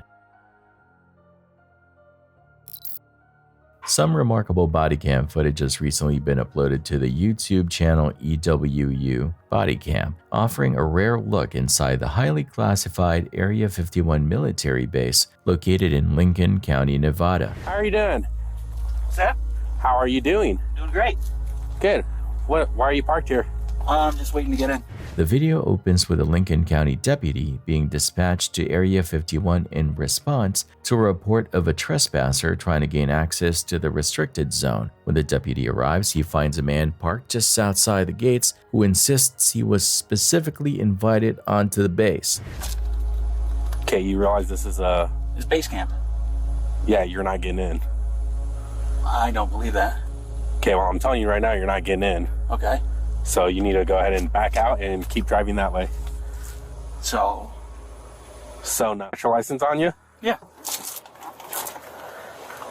What's bringing you out from New York? I was told to come here. By who? People here. No, you weren't. How do you know that? Because they're calling me to get you out of here. Are they? Yeah. Pins in the vehicle? No. Who do you know that works out here that told you to come? Jane Clark. Jane Clark? Yep. Okay. They do realize that you have to have official badges to get in, right? Generally speaking, yeah. I can't even get past this gate. Uh-huh. So it's not a generally speaking, you need an official badge. Do you have any type of clearance? take that as a no. No, you can ask Gene Clark. The man maintains that he's waiting for clearance to enter, but he's unable to present any valid identification or credentials to back up his story. Well, I don't know Jane Clark that works out here, so... Okay. No, Stacy Phillips, Dana Soriano, and Chelsea Strange. Okay. Well, either way, you're not getting past the gate. Uh-huh. So I'm going to need you to go ahead and start backing out while I get your information in the computer. Uh-huh. And then once I'm all done, I'll give you your license back and you can keep driving on that road. Keep driving on that road? Sound like a plan? Well, sir, you're not presenting me with many options. Because that's the only option. Is it? Yes. All right, I don't want to make your job difficult. Okay, I appreciate that. And I don't want to ruin your stay. I mean, I'm sure that's a long drive from New York. It is. Notably, the footage includes rare interactions with Area 51's notoriously secretive security personnel. Got all that? Do I got all that? Yeah, the registration and proof of insurance. Let me see here. I'm not sure I do. Hold on. Glove box. There you go. What's this? Insurance? Yeah. Registration. Do you have the insurance on your phone or anything? Insurance on my phone? No. Are you sure Mike Hadley doesn't want me down there? I mean, I'm his grandson. And I'll be able to get his insurance information off my computer. Can you? Yeah. What do you need for that? Just his plate, which we already got, so okay. I'll just go get his information if you're good with that. Yeah. Okay. In an unusual and revealing moment, the guards are seen speaking openly on camera, explaining their typical protocols for handling trespassers, such as debating whether a vehicle search is necessary. Are you going to conduct a search of him, or? We were told to leave it up to you. Okay. If you wanted us to do it, if you want to do it, or just leave it as is. I'm thinking just as is. Okay. Just get him out of here. Okay. Get him sent wherever he wants to go, other than here. As tensions rise, the deputy remains calm but firm, informing the individual that entering a military installation without authorization is illegal and that he will be cited for trespassing. Okay. So, this is a citation for trespassing on a military installation. Okay. With it not being a traffic violation, it is court required. Uh-huh. And then you'll find all that information right here. It's through the Alamo Justice Court. Once they're done with you, I'm going to follow you out till you get to the highway. Okay. Okay? Sounds good. Just don't turn around when I leave. I'm going to come back here. I'm done here. Okay. Yeah. Yep. Okay. Because if I see you again, I'm just taking you straight to jail. Yeah, that's fine. No, I'm good. We're all relieved. Big swell of relief. We're done on our end if you want to escort him out. Awesome. Throughout the encounter, the man remains oddly persistent yet cooperative, ultimately complying with the deputy's instruction to vacate the area. He's escorted away from the base without any further issues, though the motive behind a strange attempt to gain entry remains entirely unexplained. Viewers are left questioning the man's true motives. Was he genuinely misinformed, struggling with his mental health, or deliberately attempting to breach one of the most secretive facilities in the world? This rare footage offers the public an unusually clear glimpse into the security procedures at Area 51, a place long surrounded by mystery, folklore, and conspiracy. So, what do you think was really going on? Share your thoughts in the comments.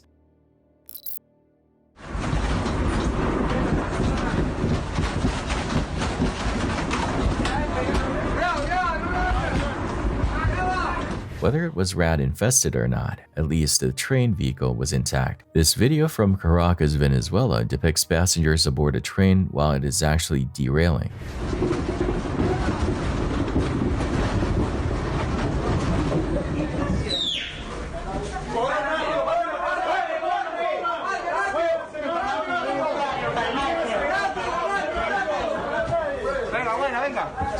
Fortunately, the car stops after a few minutes, allowing the individuals stranded on the opposite side to move back to a secure vehicle. Hopefully, someone had the means to warn the driver before the next group of passengers boarded. This guy had to have a rabbit's foot in his pocket. Watch and see what I mean.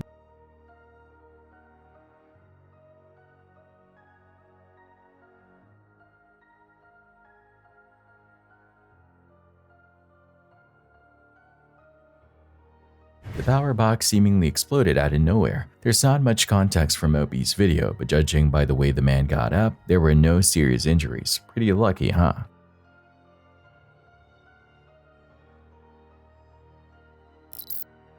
A luxurious beach house perched on towering stilts is seen in a video filmed from the beachfront. Waves are slamming strongly beneath the house at first, wobbling slightly with each strike, but it's obvious that the water is pressing harder with each set.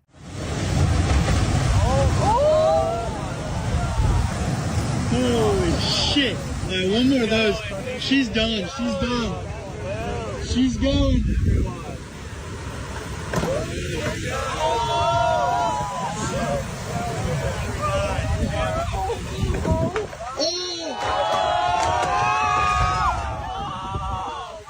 Homes built on stilts in coastal areas are meant to withstand regular tidal activity, but storm surge erosion or long-term weakening of the supports can undermine their stability when the water carves away at the sand beneath or hits with enough repeated force that even reinforced pilings can fail, taking the entire structure down with them. Afterward, the stilts start to give the house lean shifts and then collapse in one sudden motion, crashing into the shallow surf below.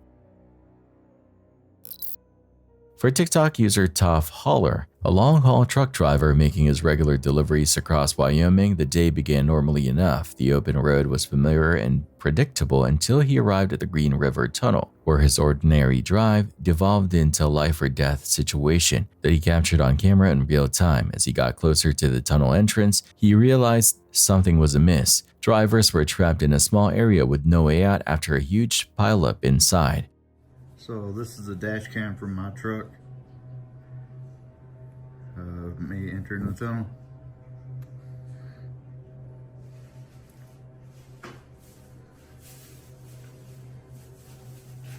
This is braking, sliding on ice, sliding, and stuck. You notice the steering wheel come off. However, he was unaware that something much worse was about to happen at that precise moment. Thick black smoke had started to rise from the debris, creeping through the tunnel like a suffocating wave, and within seconds the fire had started, quickly consuming cars as the heat increased. Panic set in as he attempted to open his doors, but they would not open. Coming through the tunnel. I'm in a wreck. This is all this truck is on fire. I got to get out of here.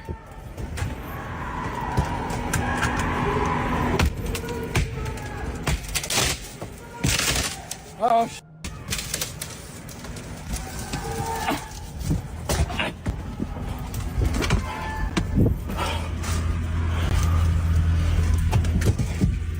oh,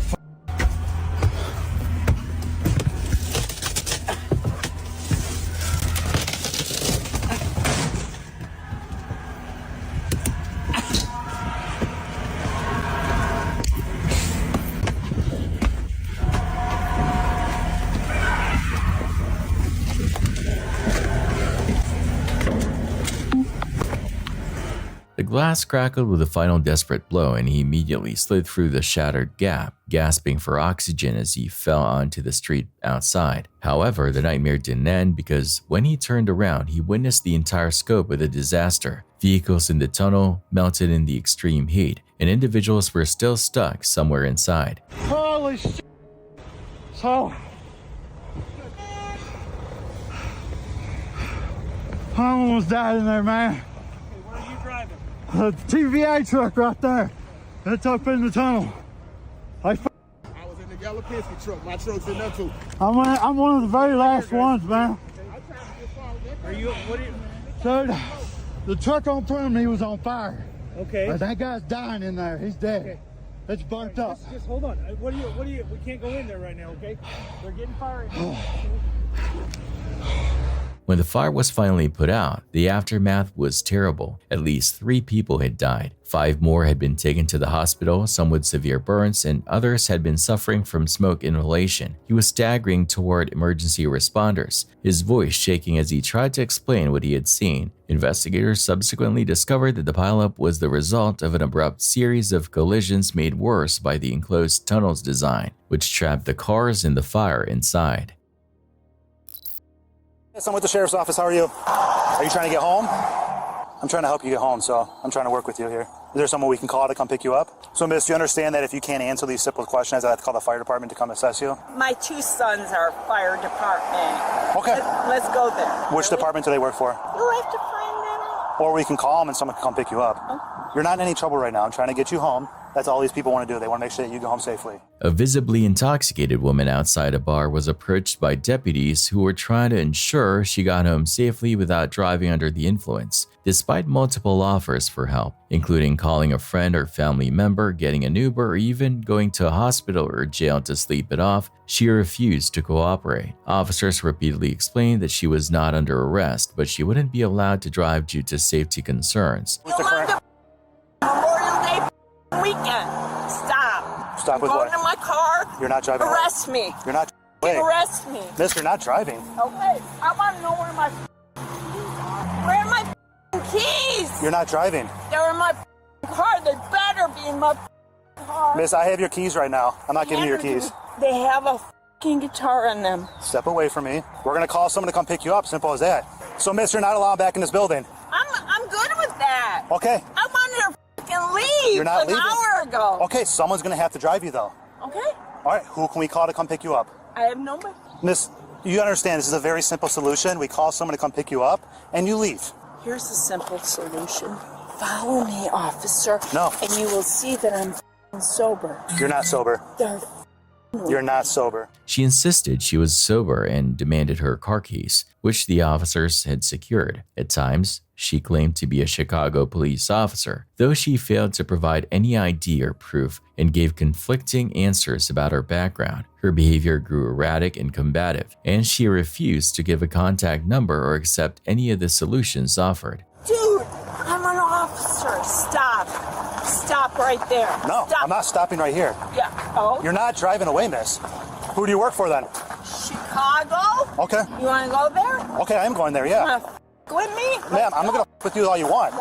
You're not driving your car away. You're going to drive me back. I'm not going to drive you anywhere. Yeah, you are. And what? You want to sit back with the dog? Winkowski or You want to whatever. go sit in the back with the dog? Oh, that's Polish. Yeah, you're not driving away. Let's go. I don't know what you think you're doing. Let's go. I'm fucking sober. You're not sober. Yeah. Is there another medical issue then that's going on?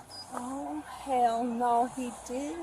Then why are you acting like this? If you're not drunk, is there another medical issue that's going on? Did you say mental? Or? Medical. No, See, you're not even sober enough. Mental. No, I didn't in this. Yeah. You can go back on the cameras and review it.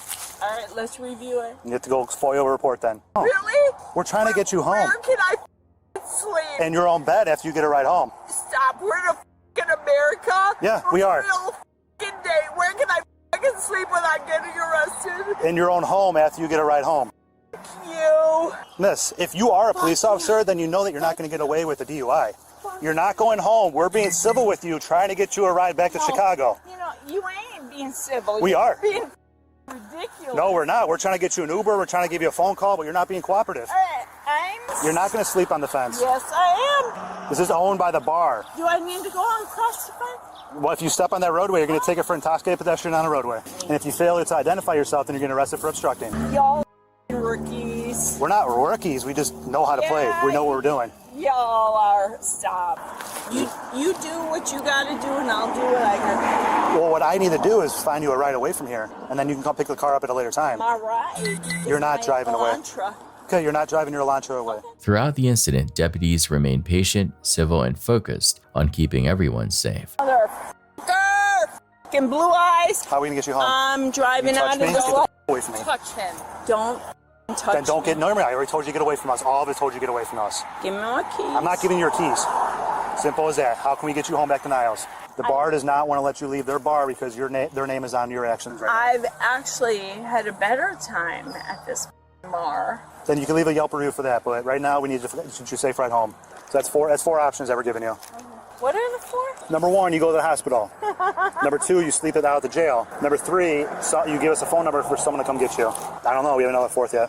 No, you told me 4. I misspoke and we have 3 only. Yeah, you did misspoke. I did.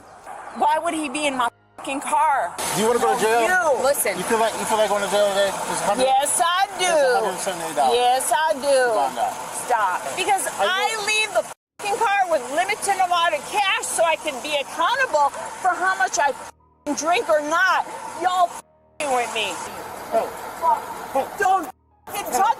Don't. Hey. Don't touch me. Don't Stop it. Tell her. No, listen to me. I'm not letting you go until you answer Do you understand? Yeah. hands. Do you understand what I'm saying? Off my Squad car. arms. Okay. Okay, let's go. You can grab your car if you want. Okay. You want to hold her? Yep. Because she can't control her gyre. Oh, look at that sexy want her shit. Squeezing the fucking cuffs on my... No, because you're fucking hurting me. You're fucking hurting me. You're going to jail now. You're fucking hurting me. Don't pick me. I did not. Let's go. Ah! Put your head down. No! Put your I'm head gonna down. piss myself. Put That's your fine. head down. Ah! Put your head. Get in the car. You're under arrest. I'm gonna You're under piss arrest. myself. What? You're under I did arrest. not. You're under arrest. In the car. Get in the car. My husband's here. Walk to the bed. No!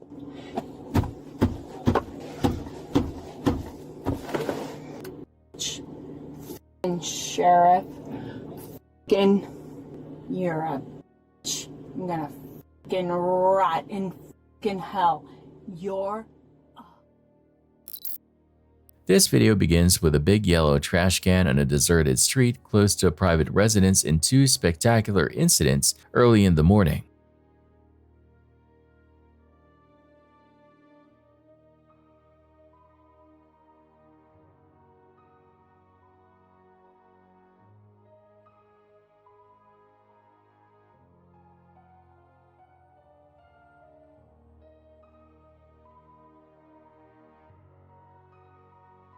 A big yellow dumpster was sitting in the center of a vacant residential highway when an erratic driver lost control and smashed straight into it. A short while afterwards, the driver's acquaintance who was trying to aid him also hit with the same container. The entire incident was caught on camera and swiftly went viral, igniting discussion on the internet. Some viewers accused the owner of the container of putting it on the roadway to protect his lawn, while others chastised the drivers for their careless actions. What do you think is the real culprit in this case?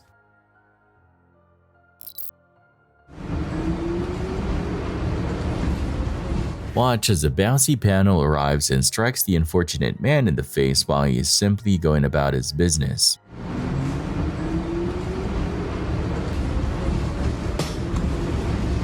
Guess you can say that was a slap in the face. In China, dashcam shows one of the most insane road rage you'll ever see.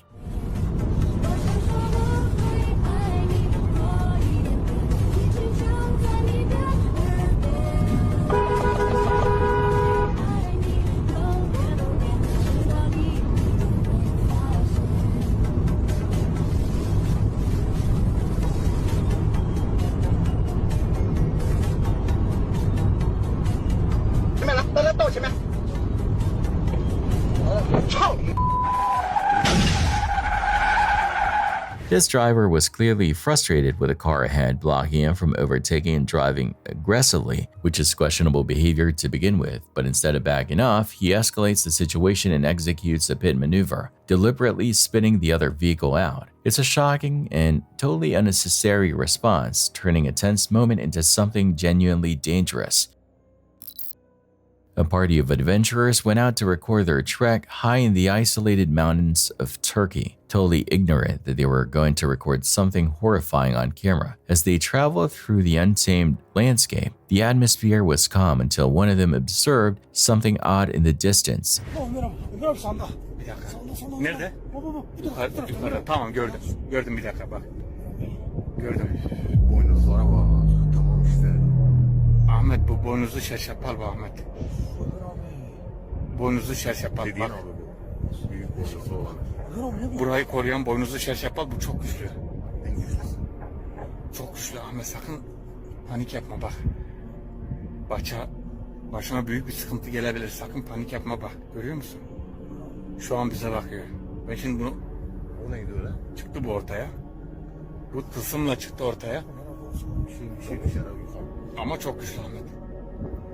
Var mı? Başka yerde var mı? Aşağıda Ömer abi. Yakında. Ömer abi yakında. Arkama geldi Ömer abi. Arkama geldi. Tamam. Aziz. It initially appeared to be an animal, sitting motionless on the rocky hillside and observing them, but when they trained their camera on it, they saw that the figure was enormous, unnaturally large, and that it didn't move like any other animal. Instead, its posture was rigid, its glowing eyes were fixed on them, and it just stared. The explorers went silent, unable to determine what they were looking at: a demon, a skinwalker, or some other kind of Turkish folklore creature that had been hiding in the mountains for centuries. To this day, the identity of the mountain figure is still a terrifying mystery. Did they find something they weren't supposed to notice? Or was it just a trick of the light? Let me know what you think. A few terrifying seconds captured on camera. The driver's inability to manage the slide wasn't the entirety of it. Take a look.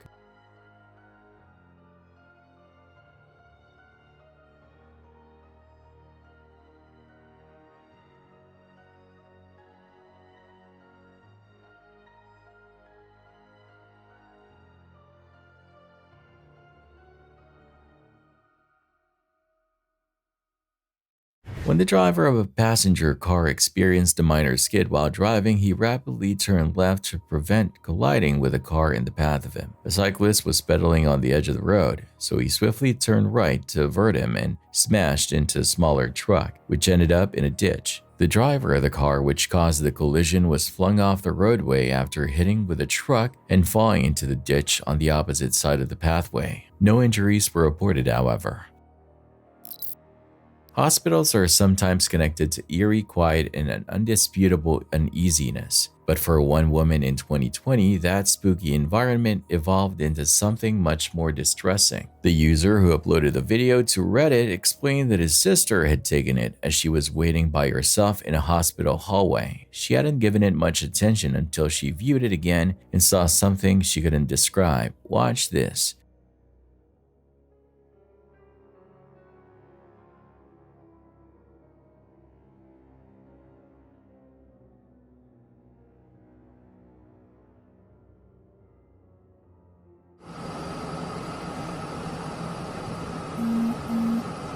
She was filming her surroundings when something flickered at the far end of the corridor. There was a brief, subtle but noticeable movement as she concentrated on the spot. The movement occurred again, and a shadowy figure appeared to peek out from behind the corner before retreating. She quickly mustered the strength to proceed through the end of the hallway.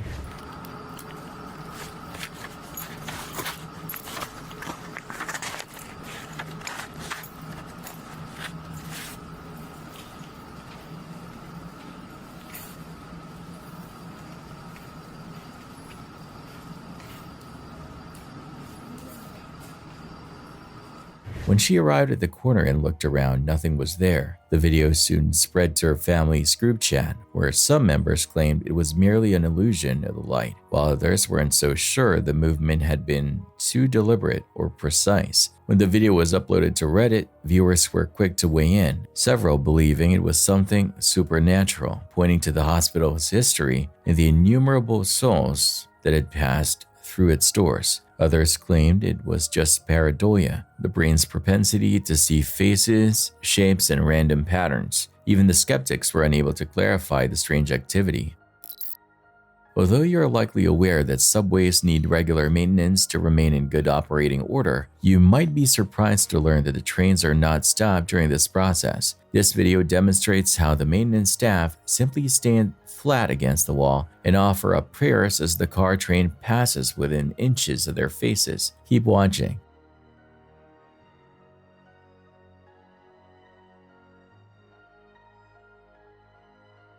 Thank God they kept their composure and stayed perfectly still.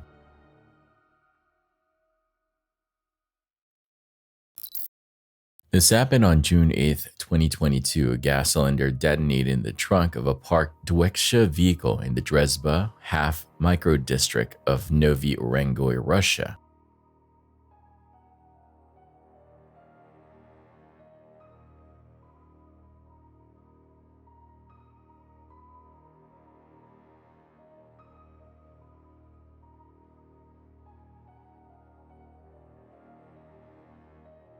Luckily, there were no injuries since the vehicle was unoccupied when the explosion occurred. The blast was so powerful it propelled the gas cylinder out of the trunk, causing it to spin uncontrollably across the pavement as pieces of the car were flung in all directions. Authorities arrived shortly afterward to determine who owned the vehicle and to launch an investigation into what caused the explosion.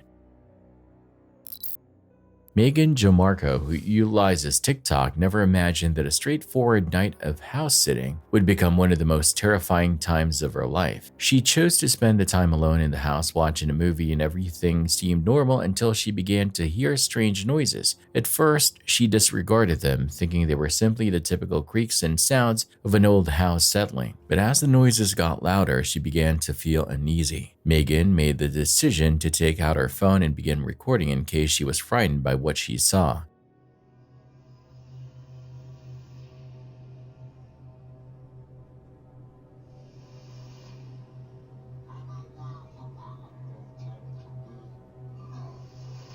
Megan froze when a voice unrelated to the movie abruptly reverberated through the room as it was playing in the background. Her initial thought was that it must have been a line from the movie, but after she rewinded the film to make sure the voice had not come from inside the room, something even more unsettling occurred.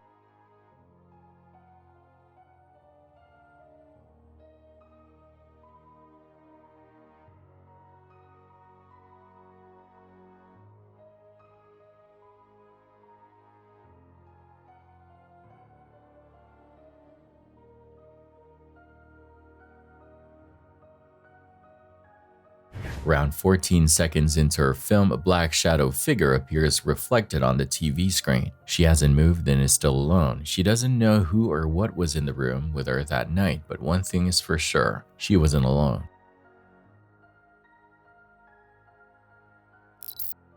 In a South Asian video, a man is seen sitting on a parked motorcycle, seemingly getting ready for a ride, when suddenly flames appear beneath the seat. The man immediately leaps off as the bike engulfs it in flames, and he quickly rushes to throw a bucket of water onto the flames, but instead of extinguishing them, the fire spreads even more.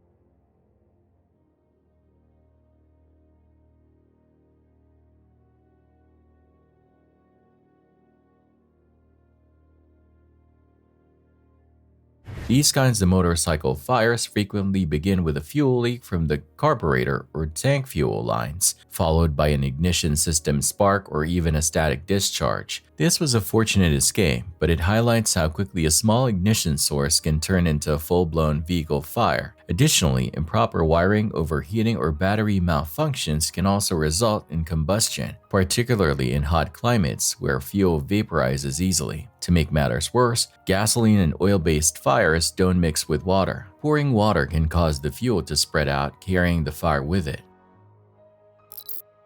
A 50-year-old man named Stacy Walker led police in a wild high-speed chase in Santa Fe, New Mexico while driving a U-Haul truck with two kidnapped people locked in the back, a man named Johnny and an unidentified woman. The situation unfolded after several 911 callers reported loud banging sounds coming from inside the truck. When officers attempted to pull the U-Haul over, Walker refused to stop, kicking off a dangerous pursuit that included spike strips, driving into oncoming traffic, and speeds up to 60 miles per hour, even after the truck lost all of its tires.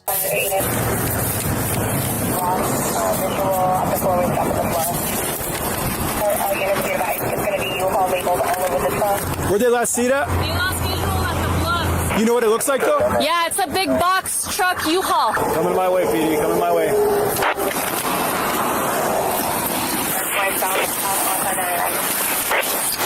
Miss Spikes, he swerved at me. Miss Spikes, he swerved at me. 10-4. Everyone get off the radio. Let the park unit take over, and I'll take over comms. 94 miles an hour. We're approaching the west front edge. Maybe you should get this side, because he'll go onto oncoming traffic. That's true. I'm not sure. I'm surprised. Spike. Going wrong way. I'm 599, approaching I-25. I need a unit. I need a marked unit. It's all over the road, approaching I-25. Approaching I-25. Wait, when I was coming down 599, he tried to hit me head on. Good job, Ollie. I knew he was going to do that shit. I thought he was going to hit your unit. And then we'll take over comms. Still 599. We're approaching the east frontage, passing the east frontage, 80 miles an hour. Let's go into Cindy Mesa Road. We just turned left on Carlson Valley Way. We're trying to go back towards 14.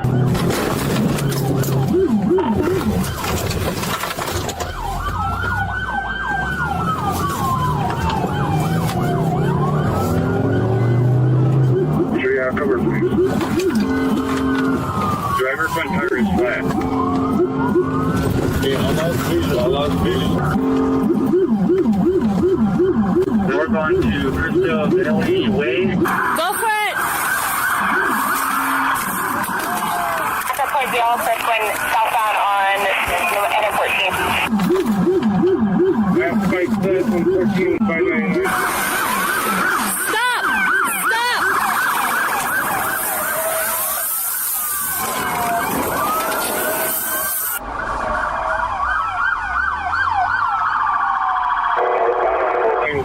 He's right. This spike.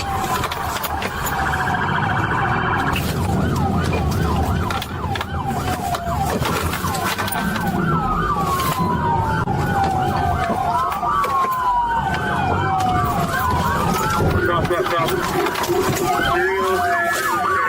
Stop the vehicle!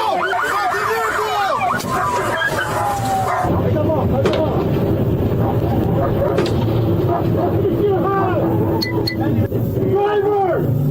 Driver, slowly open the door! Show me your hands! I got some! Get up the clothes! We will send the K9! We will send the K9! Hey, still banging from the back of the U-Haul. Still banging from the back of the U-Haul. We still hear banging from the back of the U-Haul. Left only 14! Keep your hands up! Keep your hands up!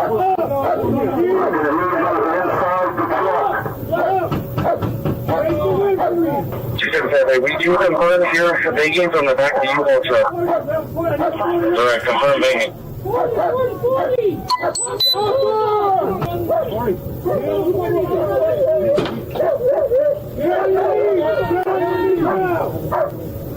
All the way to your stomach! All the way to your stomach!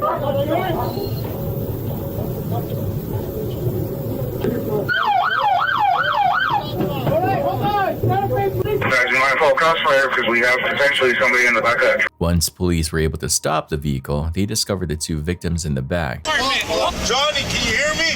Stop! Police department, who is in there? He's in the box of the truck. Try to see for me. Is there guns in there? Yeah, Johnny has a 25. A 25? Yeah, with hollow points. Johnny 25 with hollow points. Stacy? Anyone else inside there? That's Johnny? No, there's some girl with him. I don't know who. Some girl? Yeah, I don't know who the girl is. Okay. So a Johnny and a female inside vehicle. Johnny is known to have a... What's your name again? Stacy Walker. Stacy Walker. Where are you from, Mr. Stacy? What do you mean where am I from? I live here. In Santa Fe? Yeah, I've lived here for the last 10 years. Where at? You know why you're in handcuffs, right? Yeah? Because of that with Johnny. Okay, so I'm going to read you your rights, okay? You have the right to remain silent. During questioning, Walker claimed he had been forced to drive at gunpoint by Johnny, who allegedly threatened him with a .25 caliber handgun loaded with hollow points. He insisted that Johnny made him help carry out the plan, but his story didn't quite add up and seemed like it was made up on the fly. He also said that Johnny had made threats, telling them, "One way or another, you're going to do what I tell you." This is gonna sound stupid, but I got an idea, and you're gonna do it. That's when he reached into the back of his waist and pulled out the gun and he cocked it and said, "One way or another, you're gonna do what I tell you, Bernard." And he's like, "Me and her are gonna get in the back of this truck. You're gonna go get them kids, drop them off, and act cool." On my back, sir. Back? Calm down first. Hold on, you have any weapons on you? No, no. Face, Okay. Face. Can I just kneel down, please? No, hold on, just give us 1 second, okay? We'll have you sit on the curb. Any weapons on you? No, man, no. What do you think? Send a canine in there? Walker was arrested and hit with multiple charges, including kidnapping, aggravated assault on a peace officer, aggravated fleeing, leaving the scene of an accident, and limitation on backing. On top of that, he was already wanted on 2 active warrants for fraudulent use of a credit card and criminal trespass. Chris Kramers and Lisanne Froon arrived in Panama in the spring of 2014 full of optimism. 2 Dutch students, they had come to explore a new culture, learn Spanish, and volunteer with local children, but their trip would take a dark and devastating turn that no one could have anticipated. On April 1st, the pair set out for a casual hike along the popular Pianista Trail, just outside the town of Buquete. They brought minimal supplies, no guide, no survival gear, just a backpack and a camera. The hike was meant to be short, but that day, they never returned. Hours after they disappeared, their phones began making emergency calls, dozens of them. None of the calls connected. There was no signal deep in the jungle, but the phones kept trying, sometimes multiple times a day. Then one of the phones went silent. The other continued logging activity for over a week. By April 5th, failed PIN attempts began showing up, suggesting someone other than the owner may have been trying to unlock it, or that whoever was using it was no longer coherent. The final phone activity came on April 11th. After that, nothing. 2 months later, a local woman found a backpack sitting by a riverbank. Inside were their belongings: 2 phones, a passport, money, and a camera. Strangely, everything inside was dry, pristine even, despite the heavy rains that had soaked the region for weeks. Searchers returned to the area and found something far more disturbing: a boot containing a foot, and later, scattered bones. DNA confirmed they belonged to Chris and Lisanne, but the questions were just beginning. Lisanne's remains showed signs of normal decomposition, but Chris's bones were clean, unnaturally so. Some experts pointed to environmental bleaching from sun or water exposure, but others weren't so sure. The difference in the condition of the remains raised eyebrows and fueled speculation. And then there were the photos. On the camera were over 90 images taken deep in the night on April 8th, long after the 2 had vanished. Many of the pictures seemed random: the jungle in pitch black, strange flashes of foliage, and blurry close-up shots of what may have been plastic bags or wounds. One photo showed what looked like Lisanne's hair. Another appeared to show a rock with candy wrappers or some kind of markers, possibly a signal. Some have speculated they were trying to attract rescuers. Others believe the photos were attempts to document something or someone. The official theory remains that the 2 got lost, disoriented in the dense jungle, and tragically died from exposure and injury. But that explanation doesn't sit right with many. It doesn't explain the photos, it doesn't explain the failed PIN entries, and it certainly doesn't explain the strange condition of the remains. Others suspect something darker: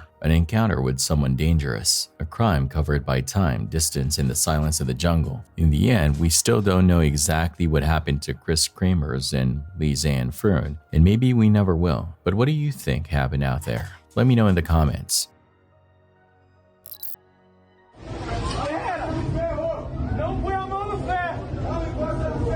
If you don't speak Portuguese, you might miss the urgent warnings being shouted in this clip. Passengers are telling each other not to touch the metal. The reason? There's a loose wire or exposed conduit on the subway car, and it's seconds away from releasing a serious jolt of electricity. Observe.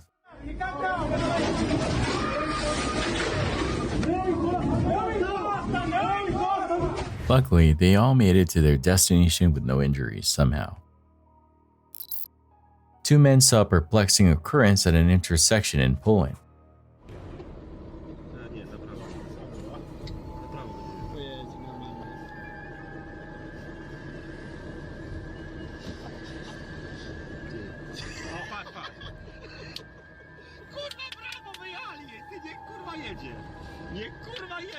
After being honked at continually, the driver made the unexpected decision to enter the roundabout but drive in the opposite direction, leaving witnesses astonished and demonstrating how a lack of understanding of simple traffic rules can cause severe confusion on the road. The driver sat motionless in front of a truck for an extended period, obviously unsure of how to go despite having the right of way. He paused for a while, blocking traffic until finally,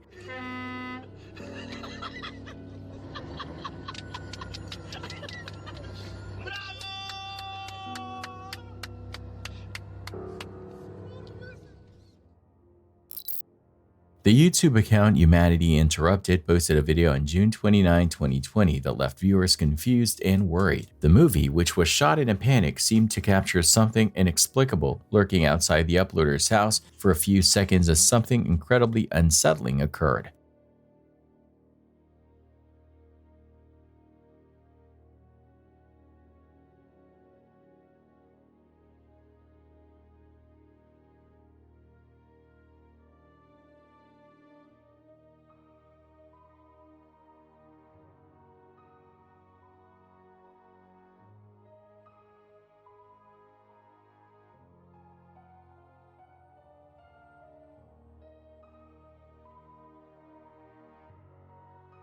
A shadowy figure emerges from nowhere near the foot of a tree in the yard, appears for a split second, then vanishes again. There are no lights or moving things, and a bizarre shadow keeps appearing and disappearing. Nothing could rationally account for the uncanny occurrence, but what's even more disturbing is that the uploader maintains the video is entirely unedited, and as of right now, there have been no updates from them. Thus, the riddle remains unexplained. Comment below what you make of this.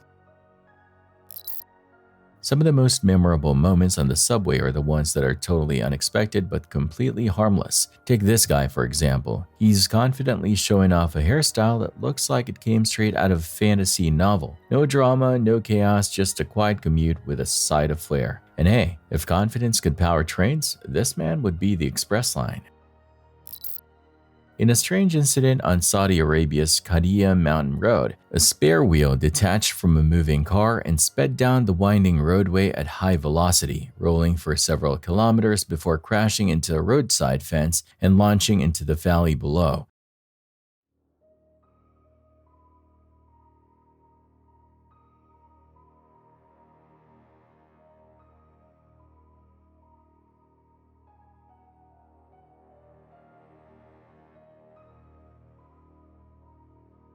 The clip captured the wheel racing down the center lane of the highway with the person filming in a car trailing closely behind. At one point, the tire was seen drifting between two lanes before sharply veering to the right, slamming into a roadside fence and launching into the valley below. Remarkably, no one was injured during the incident.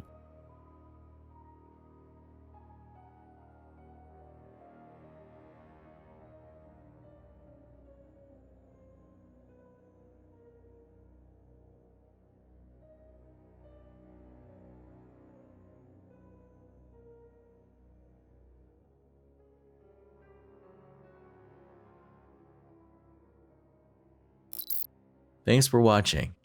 Stay vigilant, friends.